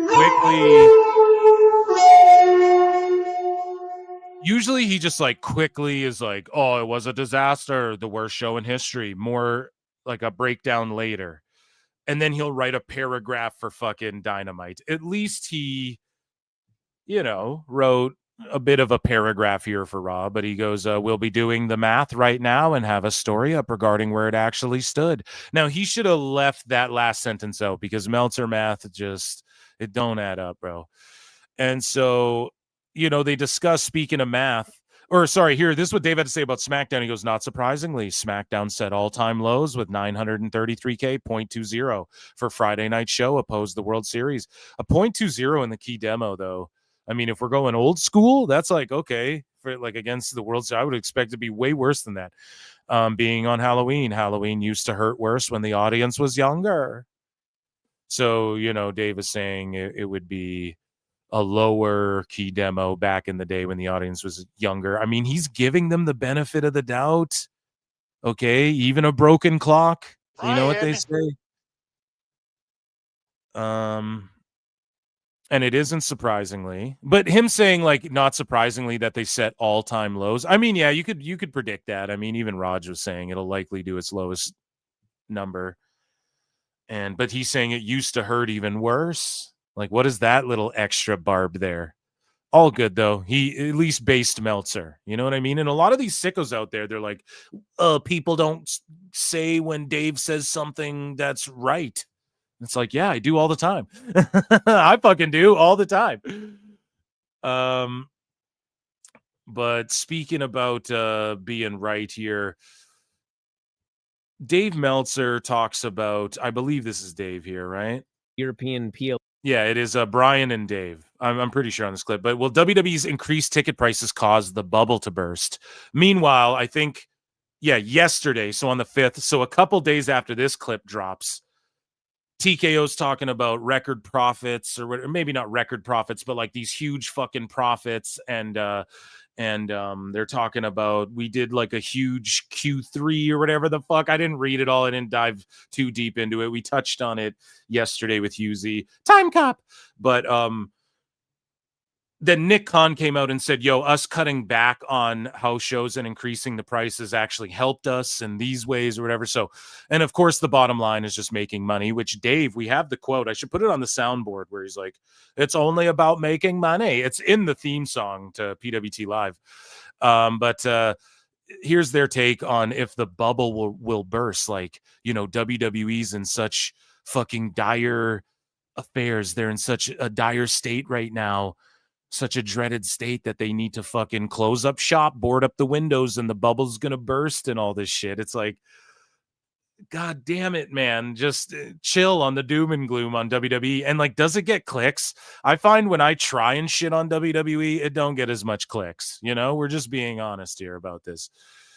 All right. This person says, I've reached my breaking point. And like, clearly the Observer's not getting more clicks. And it's not that you're not allowed to shit on WWE. There's lots of channels that do it, but you got to do it in a graceful way. You know, you got to do it in a way that actually makes sense and people can get down with, not just be like, oh, they're going to fucking close up shop now, is how everyone's making it out to seem like this bubble's going to burst. What bubble? They'll just do more shows at cheaper ticket prices. If, you know, they'll just ramp up the shows again and then make the tickets cheaper. And then that's how they'll balance out when this bubble bursts, and then that bubble will burst. And then I just don't think it's even that. I think the more interesting topic is like, okay, is AEW going to be on TV past 26? You know, like that's way more of an interesting. Dave ain't saying shit about it because he was wrong last time. He went on for a year about, oh, their TV deal. He's wrong about everything. Most of the European PLEs WWE has held. Their most recent UK SmackDown tickets averaged £300, especially in the month after. So that's like almost $400. Especially in the month after AEW does two shows at a more reasonable price in December with AEW Dynamite and Collision, when people are able to travel. Is there a point at which this bubble will burst? Not burst, but there's, you know, if they're overpriced, they got to. Why the fuck would you even ask Dave this? Is what I don't. They're get. going to have to take the prices down. They're going to do what the market will bear, and they're not going to get to the point where they're drawing 1,000 fans because tickets are too high. They will lower prices. That's what sickos think, man. Thank God, Dave, man. Base fucking Bryan and Dave right now. At least they're saying it, okay? At least they're saying it because people think this. You have these fucking sicko accounts out there melting down. WWE's ice cold right now. They think that's what's gonna happen. That WWE's we're too stupid. We do 40,000 tickets, and then like there's 500 people in the building. That's what they think is gonna happen. It's crazy. Because then they'll lower prices long before that. It's just what it is. It's a law of supply and demand, and the secondary market teaches you what the value of the ticket is, and they're going to price accordingly. And if it's lower, they have to lower the ticket prices. Like it's just, that's what the whole. Yeah. So like AEW, right? So law and supply and demand. So there's no demand for AEW is what you're admitting there, but you just won't admit it. If we talk about AEW, you won't just say what you just said right there. But when you're talking about WWE, you'll even defend them with the thing that owns you. You know? So, speaking of WWE, we talked about Niccolo Piccolo before. Somebody asked, who's the best pro wrestling manager in 2025? Filthy Tom Lawler goes, Niccolo Piccolo. That's fucking hilarious. So, WWE reportedly feel they can book talent for TNA and AAA without additional pay due to talent working a reduced schedule. So Dave Meltzer had this to say about, it was exposed, I guess, that Ridge Holland and some of these wrestlers would be booked on TNA, and then it just counts as like their guaranteed pay, which even I will go out and say, it's not like fucked up. Like, man, that's fucked up. Like you got to work anyways. So you're working TNA instead of a live event, or, you work you're under contract. It's guaranteed. But that is, I thought for sure they were giving people little bumps to go to TNA at least, right? Like, Trick, dude, you're doing this. Here's I think it's kind of fucked up that maybe not AAA because they own AAA. So it's like, hey, do you guys want to go to Mexico? It's not like they can gun to your head. You have to go to Mexico and do a show or work on AAA or whatever. But when they see the marketing opportunity, if you're like a Lola Vice, why the fuck wouldn't you jump at that? You're not going to say no, right? So AAA, it's like, okay, if they're not paying you extra, I kind of get that. But TNA, they don't own TNA. So it's kind of, well, come on, brother. You go and work another territory. You don't even get a little bump or whatever. What the fuck?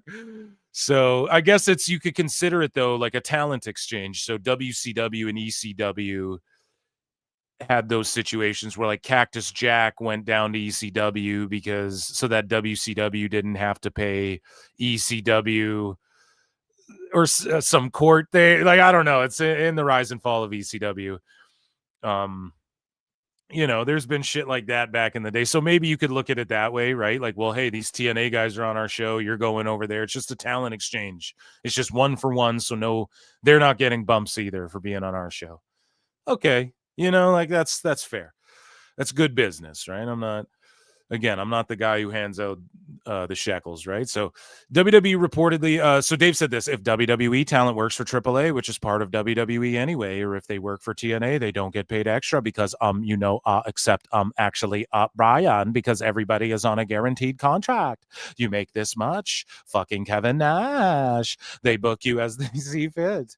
It can be for other companies. Hechicero. That's just how it works right now. From their standpoint, it's like, except, based on previous generations and even a year or two ago, it's like, these guys, the fact is that you're going to be working far less dates for that guaranteed money than you would have been even a year ago because they've cut way back on shows. So there you go. Truth be told right there. So because they've cut way back on shows and it's essentially for most people 1 day a week, that they might book you a second day a week or for a TNA taping or go to AAA, whatever the deal is, it's like you're still working a lot less dates than for most people they've expected to work when they actually signed the deal in the first place. Hey, it's, Dave is saying that's how they feel. So, I think anybody could kind of piece that together, but hey, if Dave wants, maybe someone told him that, who knows?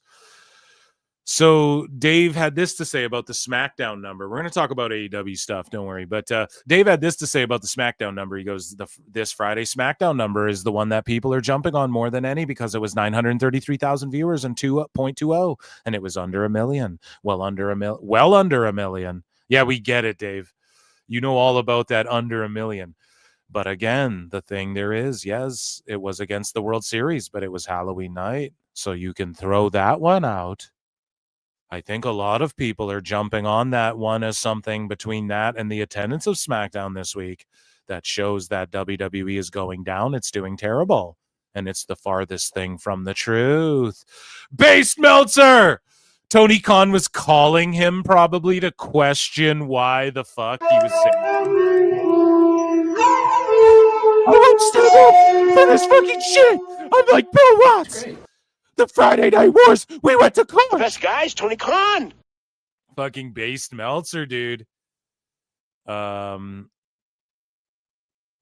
is not at its peak. It is very clear that the peak numbers that they were getting before, we're past that and things are down.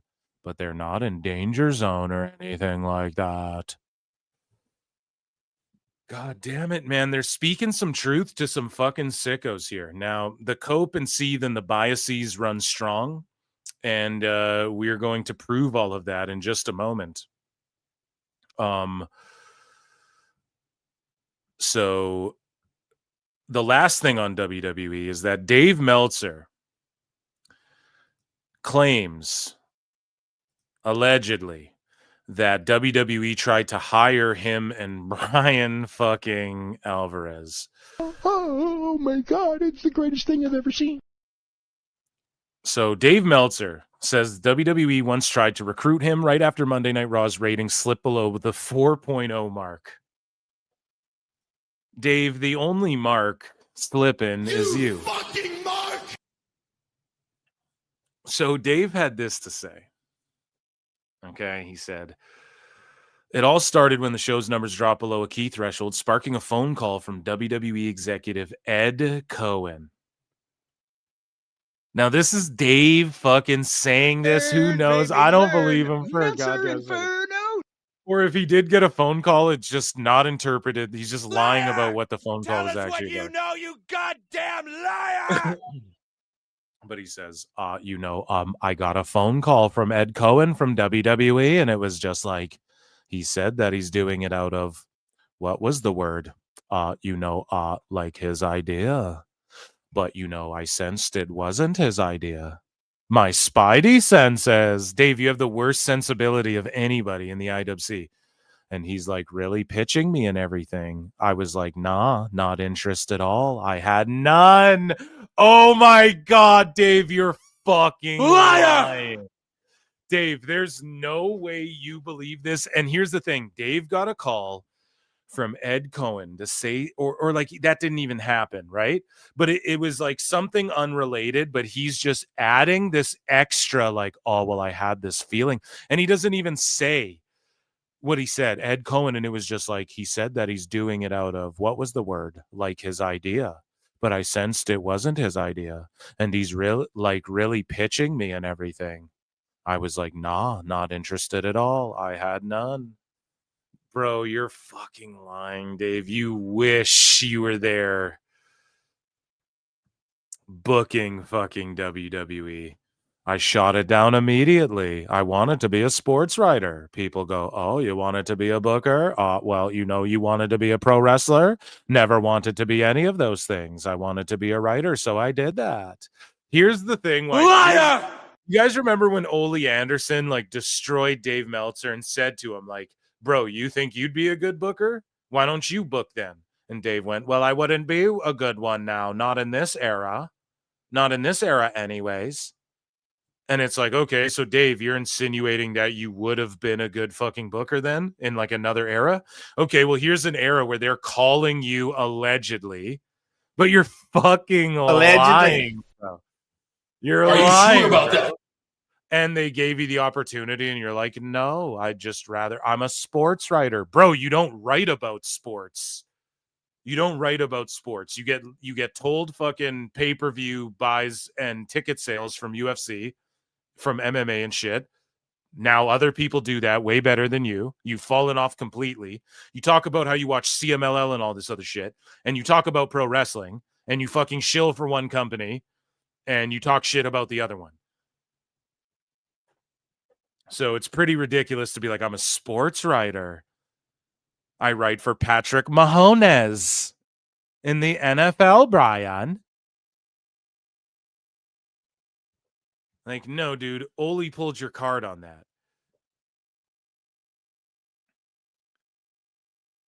Like, it's ridiculous. Dave, the same guy who's like has reported people were dead when they weren't dead yet, and used fake internal memos from Fightful Discords and things of this nature, has too much journalistic integrity to fucking take a job with WWE booking wrestling now he would rather just write about it and condescend people and go, you don't know what you're talking about if they did this. I actually pitched this to Tony Khan. I said they should do this. I pushed for this, but they didn't do that. They didn't choose to do my idea. Tony Khan calling him on the phone. And now he's just lying and saying he had the chance to work for WWE. You're a fucking liar. Just in, bro. we have confirmed that Dave Meltzer fears PWT and flutes. They came to me and it was like they thought he was really funny and creative. I pitched it to Bryan and he couldn't. So Bryan, bro, they don't fucking Bryan Alvarez basically didn't think he could last a week there and probably couldn't. So I went and pitched it to Bryan. They came to me and it was like they thought he was really funny and creative. What is he talking about? Where does he even say what they pitched to him to? He just says he got a call. He's not saying like, well, they called me and pitched, like, join creative, join the writing team, work for us and shill our news for us. Like, what did they pitch you? What did they pitch you, Dave? You're just making up a fucking story. Jesus Christ. That's crazy to even fucking say that. He lost his goddamn mind. He absolutely lost his fucking mind. Speaking of which, Eric Bischoff sort of breaks down why it's funny to make fun of Dave Meltzer. Like, he was asked by Conrad Thompson, "Oh, come on now, Eric, that's not very fair. I'm sure chat me up about how if you and I and Dave Meltzer went and had a beer together, you could save 10% on my website, but also you wouldn't have a fucking tan at Starcade 97. No. Chat me up about how if we all sat down for a beer, you'd love Dave Meltzer. You'd have a healthy relationship. I'm here for it, Eric. Oh, come on, Eric. That's not very fair to say you and Dave Meltzer wouldn't enjoy some suds together at Starcade 97. Chat me up about Bash at the Beach. So, Conrad asks Eric, like, oh, come on now, Eric. Why do you keep chatting Dave Meltzer up and calling him a stooge? And Bischoff just is like, it's funny to make fun of this guy, dude. I don't mean all of these folks. You have an issue specifically with Dave Meltzer and maybe his. He's a lolcow. No, and Nick, my agent. In fact, the reason that I was motivated to write that, to post that tweet, was because Nick had posted something earlier on that was really astute. It was a great observation. Nick's got a really good handle on what's going on at WB and all the potential ramifications of that. And Nick is a perfect example of someone. He's in the entertainment business. He's a lawyer that happens to be an agent that's in the entertainment business and represents some of the top stars in WWE. So to think that Nick doesn't have numerous ways you can choose to earn funds. A lot of great information out there from Mike Johnson, from PW Insider, best to bring you credible, accurate information and leave their personal weirdness out of it. Dave can't separate himself from his weird. You heard of us, official Queensbridge murderer. Takes up shit. The percentage of the people that watch wrestling, whatever. Rock you in your face, stab your face with your nose bone. I forget how it go. You all alone in these streets, cousin. I agree with. Oh shit, dude. That's funny. So speaking of wrestlers slapping back and Bischoff and people in the biz and Nicolo Piccolos and everybody clapping back at Meltzer, there was a belt debacle, okay, that went down where Dave Meltzer, well, first off, there's two belt debacles. Dave Meltzer doesn't know how to count titles, for one. And for two, Tony Khan, the best guy, all of a sudden announces that there's two sets, because there's the women's tag titles, now another title, the national The best guys, Tony Khan. And he pretty much just jacked the national title from the NWA and sort of shit on Billy Corgan by proxy of him phoning Dave Meltzer like a day or like a week after or a few days after Meltzer was like, oh, Billy Corgan sucks and all this shit, right? And so Bryan Idol and a lot of these other NWA wrestlers, and we'll talk about this more on Sicko Saturday's PWT live show, but, a lot of these wrestlers are barbing back at Dave Meltzer and Tony Khan and being like, dude, fuck these guys and fuck Tony Khan for introducing this belt and jacking our fucking, like, we have a national champion, Austin Idol's still around, right? And so Bryan Idol had this to say. He goes, imagine spending $400 million a year on wrestling and you can't even get a real crowd or TV audience to watch. It's so pathetic. It's disgusting. WWE probably dies laughing every night looking at what those costs are. So he's pissed, buddy. Okay. And I'm going to actually put that in AEW news so we don't forget it. And so I quote tweet this and I go, I love that NWA is going to bat for their title being jacked by the billionaire. Also, Dave Meltzer just buried Billy Corgan the other day. He deserves his licks too. And then Bryan Idol responds and he goes, Meltzer is an effing turd mark on TK's payroll. Oh, shit. He's scared to death. He's scared to look. The best guy is Tony Khan. Oh, shit. In his yearbook. Fuck Cranbrook. Oh, my God, dude. Holy. So Bryan Idol just went in on Dave Meltzer there. And so in another belt debacle here, right? This guy posts, John LaRocca posts, oh, that is what AEW needed, another wrestling championship, AEW Dynamite. And then it's like a kid playing with WWE toys. And so Dave goes, totally agree. Also, AEW plus ROH equals 17 titles. WWE plus NXT equals 19 titles. Plus WWE. So imagine this being your fucking code. Learn, baby, learn. Oh my Meltzer God. Inferno. The cope is plus WWE features AAA titles, which makes the total 26. When AEW is at its most popular, it had four titles. Ugh. Yeah, so you agree, less titles is better. Here's the thing, though. So what about the CMLL and the fucking what about the CMLL titles? What about the Nuge titles, Stupid bro? idiot. Takeshita's running around with it. You guys put out confetti and fucking streamers for Moxley when he came out with the Nuge title. What are you talking about? Oh, now that you got to count the AAA ones.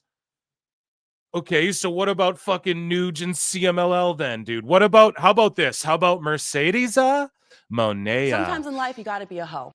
One person on the roster comes out with 12 titles. Dummy. Yeah. One person on your roster. So, WWE plus NXT equals 19. Mercedes has 12 titles, buddy. What the fuck are you talking about? 12. You fucking mark. One person has 12, and you guys are telling us that they're being elevated every fucking week for being on TV. One person in the company has 12 belts, if you want to play that game. 12 to WWE/NXT's 19. Not to mention NXT and WWE, it's all split up into brands. So there's SmackDown belts, Raw belts, NXT belts. In AEW, it's just a bunch of AEW belts, Mercedes 12 belts. So instantly, AEW and ROH 17. Well, what about Monet's 12? Stupid idiot. Oh, well, one of those is ROH. I mean, okay, 11. She's about to beat that girl from Malaysia for hers, dude. What are you talking about? Fuck you talking about, bro? It's the shilliest Shillington stuff ever of all time, dude.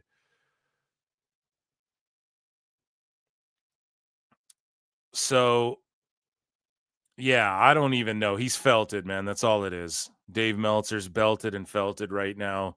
And so Raj Giri points it out too. He goes, yeah, Mercedes' 12 belts that she sports on AEW TV every week weren't counted. Regardless, I'm only talking about actual titles that are active. Right? And then Meltzer said called it out as well. He's like, how come Dynamite Dave didn't include the CMLL belts in his Meltzer math equation for AEW? That's the Meltzer math. Meltzer math, it's just ridiculous, Brian. It's just a ridiculous thing that doesn't even exist, Brian. That's offensive. Don't call me a mark. Don't say there's Meltzer math. That's offensive to me. And then he just does Meltzer math. It's like, that's what Meltzer math is. Don't deny Meltzer math's a real fucking thing.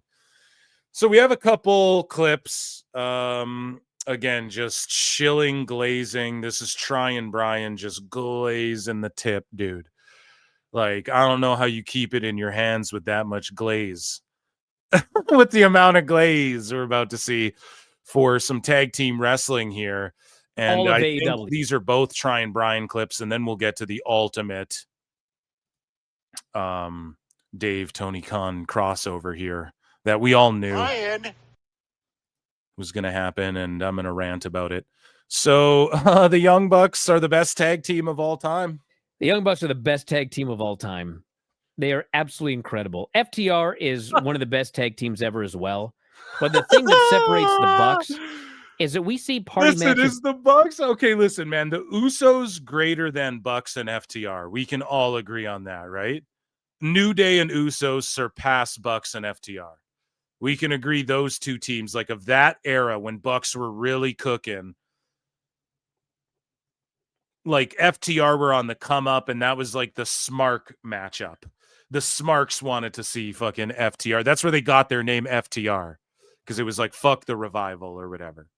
But around that time, I'd say New Day and Usos were like goated. They were like the two best teams. They were the tippy top, right? So the Bucks, yeah, like outside of WWE, okay, I'll hear that argument. They were the best tag team. I would argue the Briscoes were right up there. And I was late to the Briscoe train as well. But even I can admit, like, I don't know, dude, when you either way, whatever. FTR for sure at one point, like in 2023, I want to say when they were feuding the Briscoes, like if you want to boil down just like tag matches and matches that made you fucking feel something with their promos and shit, and you know, giving us a story again, they'd keep it in Ring of Honor because they didn't want them on Dynamite and shit. But the Briscoes having to like take to the internet to cut promos and shit, that I think that ruled. I think that was like peak FTR. I don't think they've quite been at that level since. Bucks, I mean, yeah, you could argue they're one of the, I don't like hate the Bucks in a way. Like if they went to WWE in the tag division, I wouldn't like hate that. You know, I'm not against them. I just think that they have really hurt AEW more than they've helped it with their backstage shit. That's my opinion. But what do I know, pal? I'm not back there. But I mean, the two greatest tag teams of all time or whatever, when people put them in that discussion, I don't know, bruv. You got other teams that are just clearly ahead. Like even in their era, I think New Day and Usos cleared them, you know? All the time. Okay. All the time on this show. But whenever you put the Young Bucks in a party match, there's some crazy imaginative thing. Like every single time, they have such incredibly... The problem is that this is always the match they're in. They're always in a fucking 3-way tag or a 4-way tag. You know? So I get it, bro. You love the Bucks. You're just glazing the tip, though. Imaginative ideas for these tag matches. And even by the standards of AEW 4-way party matches, this one was like out of this world. It was so absolutely incredible. Just an incredible match. And the place is going wild, and from start to finish. I mean, I think the crowd was pretty hot, if my memory serves me correct, Brian. I think that crowd was cooking for their Fright Night Dynamite. That's the thing, man. They're fucking fans. They're dwindling down, but they're like hot for, well, the last, actually, no, I take that, but the last show they were kind of seemed like they were sitting on their hands. But like, you know, most of the time I always note, I'm like, well, the crowd's into everything.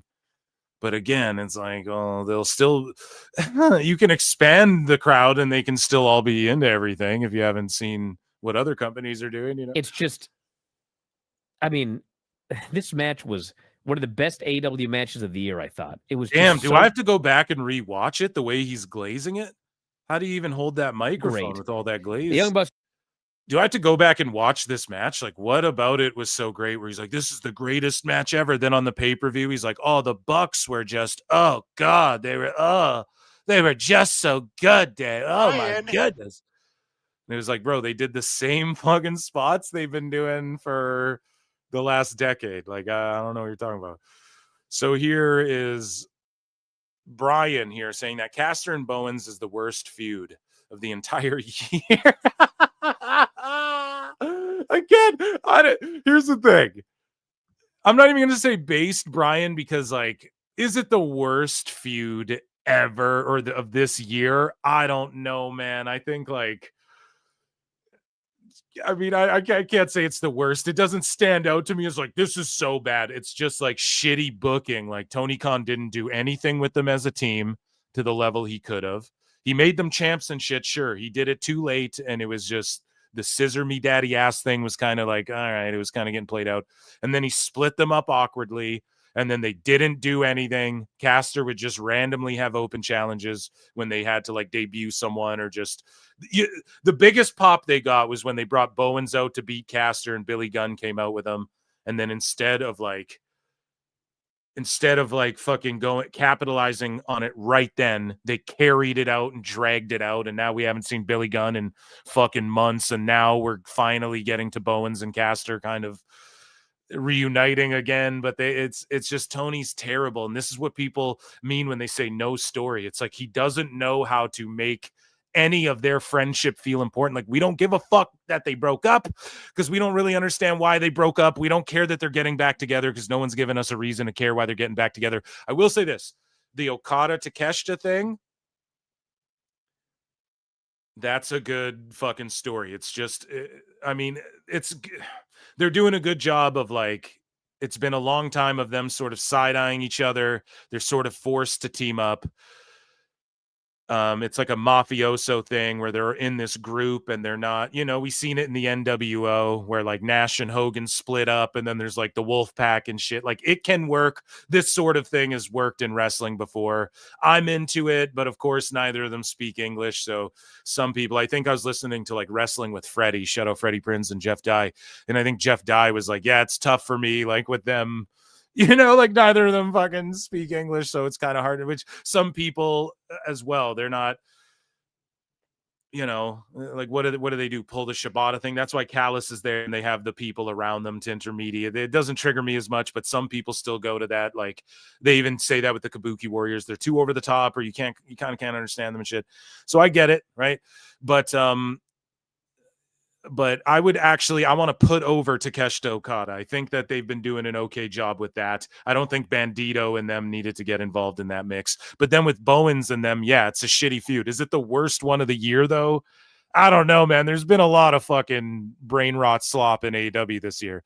Let's see. Like, it wasn't a terrible match. This was everything that I thought it was going to be, and I hated it. God damn it. Guys, before you get mad at me, I'm telling you right now, Takeshita and Okada is the best storyline in all of AEW. Do you understand? Yeah. They have done a better job making you want to see that match than any other match in the entire company. Takeshita and Okada, okay? Yeah, for sure. Like, I agree with that. There you go. And shout out Bryan, trying Bryan as well, right? Taking AEW to task a little bit here. Meanwhile, Caster and Bowens is the worst feud of the entire year. If it doesn't win worst feud in the Observer Awards, I need an explanation as to what is worse than this, okay? I'm trying to think, like, what's a worse feud? Again, it's just like, okay, creatively, are we, does the story not make sense? I guess I'm not paying close enough attention. Like, I don't feel like there's even a story there. They're just kind of like together, and then Bowen shows up to challenge him. Then he's like, come on, man, let's, then he does an interview and goes, well, Caster would get me heat, people, blah, blah, blah. I can't even have a take on this because is it the worst one? I don't know. I'd say more high profile ones, like whatever Moxley's been involved in. I'm trying to think about everything Moxley's done this year. It's like, it's got to be something he's done just losing them viewership every month and fucking lowering their attendances every goddamn month. He's on top. He's got your title and he's fucking putting plastic bags over people's heads. Like, to me, that's got to be one of the worst feuds. If you're just, well, it's at the bottom line. It's about making money, Bryan, as Dave would say, as he said in the past. And got mad at Bryan about, right? Moxley tanking their fucking business the last year and a half or however long that shit went. I would have to pick one of those, but which one of the last year, like which one of those were the worst? They were also, his whole run was so bad, but he feuded multiple people. So yeah, but okay, if Bryan's let him pick and just put it on some fucking obscure angle that no one cares about or knows about, and take the attention away from shit that's actually hurting the company. So when they announced the match, I was already angry because both of these they're both. This is actually a good example of, sometimes I'll say like if we're talking WWE, if we want to talk like in wrestling in general, because it's not broken down to AEW and WWE. If we're including WWE, like maybe some sets, I just don't like it personally, though, so that's not, it's my subjective taste in that. Like a lot of people stand sets, so I don't know. Like, and is that any of that worse than any of Moxley's shit? I don't think so. Even if you look at things like R-Truth coming back and then sort of, that was this year, right? He like came back, he like got released, came back, and then they did nothing with him. You could say, well, that was the shits, but was that the worst ever? I don't something know. sucked, and then someone It's goes, a weird, "Well, how come you said subjective that thing to sucked, vote but on. they did this, and it's the same thing, and you said it was great?" Because just because two things are the same doesn't mean they're the same. Do you understand? We have two teams here that are feuding. Okay, one of them is awesome. The other Just one 'cause sucks. two things are the same doesn't mean they're the same. You got that? Okay, but if I said that, sickos would be like, "Could you believe he said this redacted shit?" the whole match was about how Caster and Bowens can't get along. I'm like, why are we doing this? I don't give a shit about this feud. I care about the other feud, and you're watering it down with this shitty feud. Because Tony Khan is the worst booker in the history of pro wrestling. He has zero creativity. The best guy is Tony Khan. Whoever quickly stuffed this in, it was like a last minute thing. And that's exactly it, man. They beat you over the head, and then out of nowhere, they just like cool off fucking feuds. You expect Okada and Takeshita, they're on every single show, so you expect everything to bleed over and be cohesive and progress this thing along. But instead, Tony just goes, "Oh, we'll push this narrative," or whatever the fuck. With Caster and Bowens, it's just say that part. But you can't, because Tony Khan signs your fucking paycheck, which we're about to prove in 1 second. God. So this has been an amazing edition of Dave Meltzer, Dumb Moment of the Week.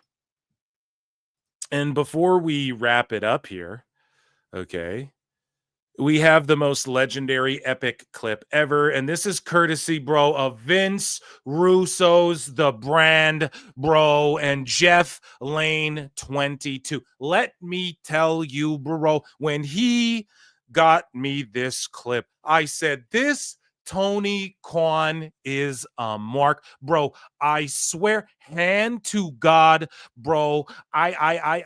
So this is a great find here. This is, I mean, it obviously happened on their show, but Jeff Lane, he pulled this clip, friend of the show here.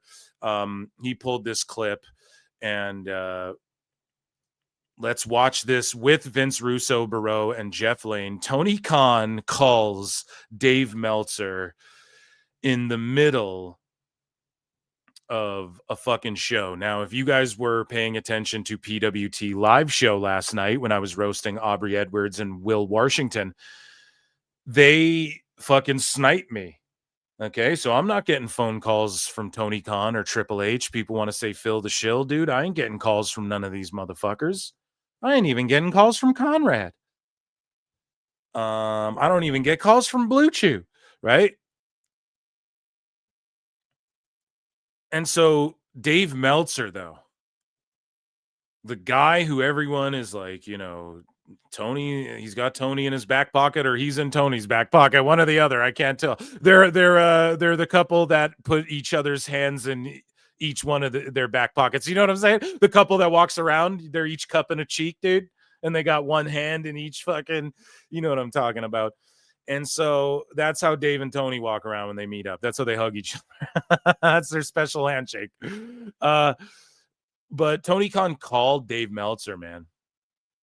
He called him on the air, and it's pretty funny how Dave didn't learn from when, like, calling jackass or whatever, and whoever called him, it was like some dirt sheet writer called him or whatever, Wade Keller or whatever the fuck.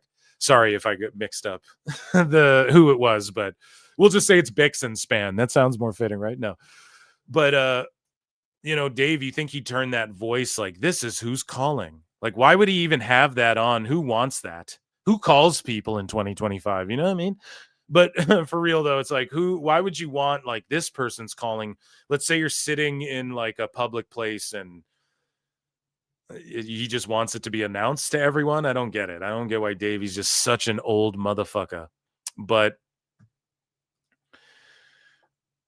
This is an indictment of AEW. This is an indictment of Dave Meltzer right here.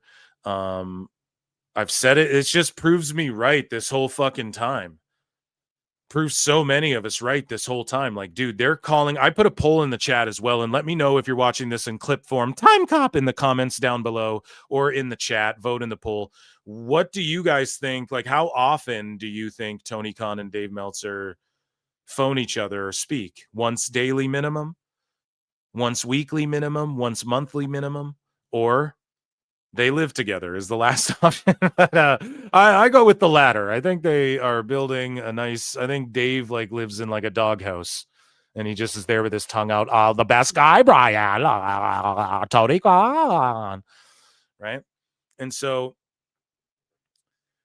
Tony Khan calls him. It just confirms what everybody's been saying, though. Like, these guys are buddy as much as they want to pretend they're not. Tony Khan's calling him while he's on the air.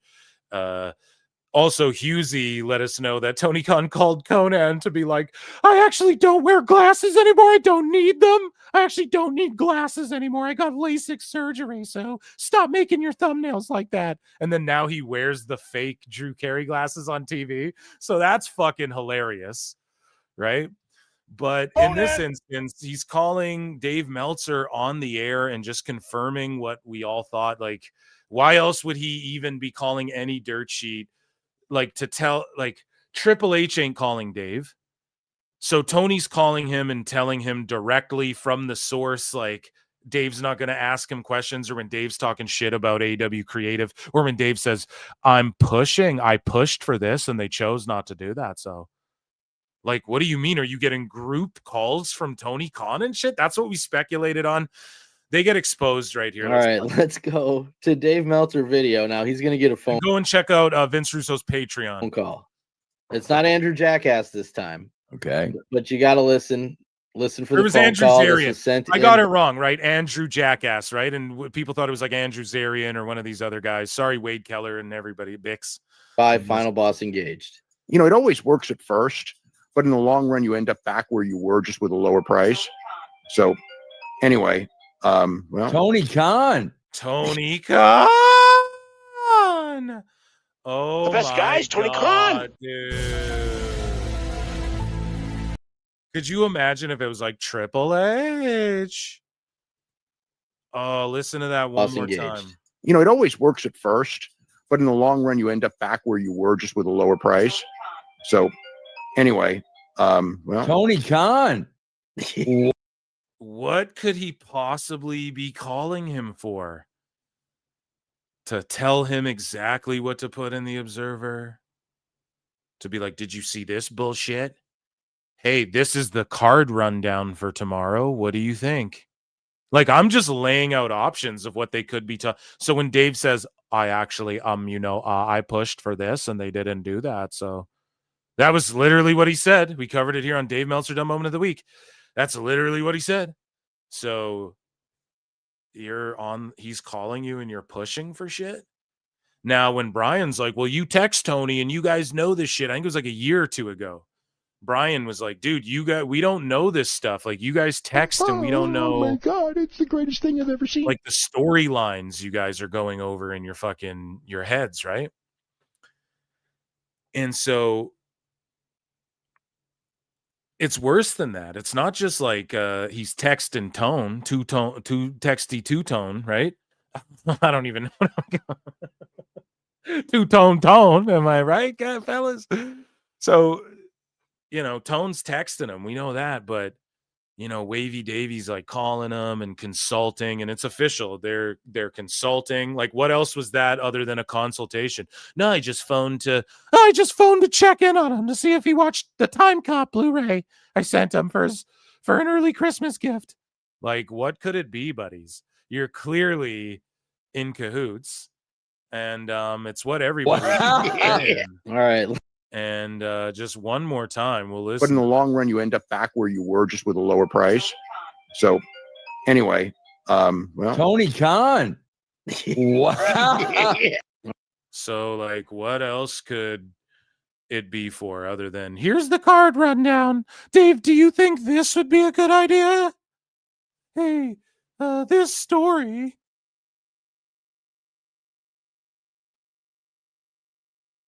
this story's really, what do you think about it? There's no story. So as fucked up as that is, and I think this is why, in conclusion, this edition of Dave Meltzer Dumb Moment of the Week has mostly been centered around like AEW versus WWE, obviously, but you know, Dave and Bryan having a lot of base takes about WWE and AEW, like actually keeping it real and putting over some shit. They choose to get too triggered over kayfabe, but I mean, if Bryan wants to say, listen, like, I'm just doing a shtick where I'm marking out and fanning out and just burying shit, that's cool, but it's tough when you're supposed to be like an insider journalist news guy. That's where it makes it tough. You just have to say I'm a redact joking around, right? But it's been centered around a lot of their base takes, but at the end of the day, Tony Khan's calling Dave, and I think Dave was being...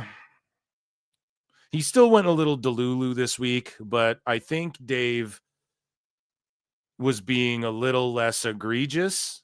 Let's put it that way. Some of this shit's just too egregious to even claim that, but I think he was being a little less egregious because he knows that that's a bad look, having Tony Khan call him on his fucking show. Like, even Dave has to be self-aware enough to understand that that moment is just like the nail in the coffin for anybody who ever questioned whether or not he's a shill. And it's not a matter of like, we knew, but just to see the confirmation, it's like, okay, we know that there's there's like fucking a plant that lives on another planet, let's say, in the you know what I mean, or there's like an alien on it, there's life on another planet. If there's water, there's life, and there's planets with water, so that means there's life of some form. Okay, but unless I see it, I don't give a shit. You know, at the end of the day, it's all just rumors and innuendo. But that just confirmed what everybody thought. The best guy is Tony Khan. And yeah, shout out Jeff Lane for finding that one. And shout out Dave Meltzer and Tony Khan. As long as Tony Khan is hedging his bet on like the sickoiest of the sickos and Dave Meltzer, he's never going to get ahead. He's always going to fall behind in the pro wrestling landscape. And it's okay if he likes what he likes and he's like artificially inseminating his way in the annals. Artificially inseminating the annals of pro wrestling history. But as long as I'm here, I will do my best to cover the reels and cover it fairly. And Dave Meltzer, you're not going to do that because Tone's going to call you and fucking yell at you. The Friday Night Wars, Bill Watts. The best guy's me. Don't forget it, you son of a bitch. And that, ladies and gentlemen, was Dave Meltzer's Dumb Moment of the Week. Let's go. Just in, we have confirmed that Dave Meltzer fears PWT and flutes. So, ladies and gentlemen, what an amazing show. Round of applause for everybody who tuned in. I have been your host, Philly Phil Marks, and PWT live show every Wednesday and Saturday around 8 Eastern, and Dave Meltzer Dumb Moment of the Week, of course, live every Thursday. Go and check out the audio form of this if you're checking this out on YouTube. If you're on the audio, thanks for listening. I appreciate you all, and I'll see you next time for Dave Meltzer's Dumb Moment of the Week.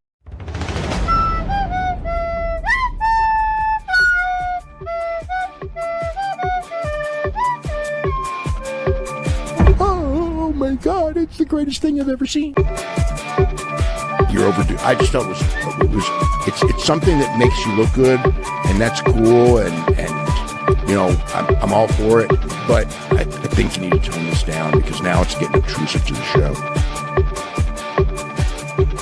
But they can go in the afternoon for a US Hold show, on a second. as they did there, and they can do 180,000 buys for an afternoon show, which they've also done for All In. So okay, we know they can do. We know they can do big. Can I continue this before you cut me off?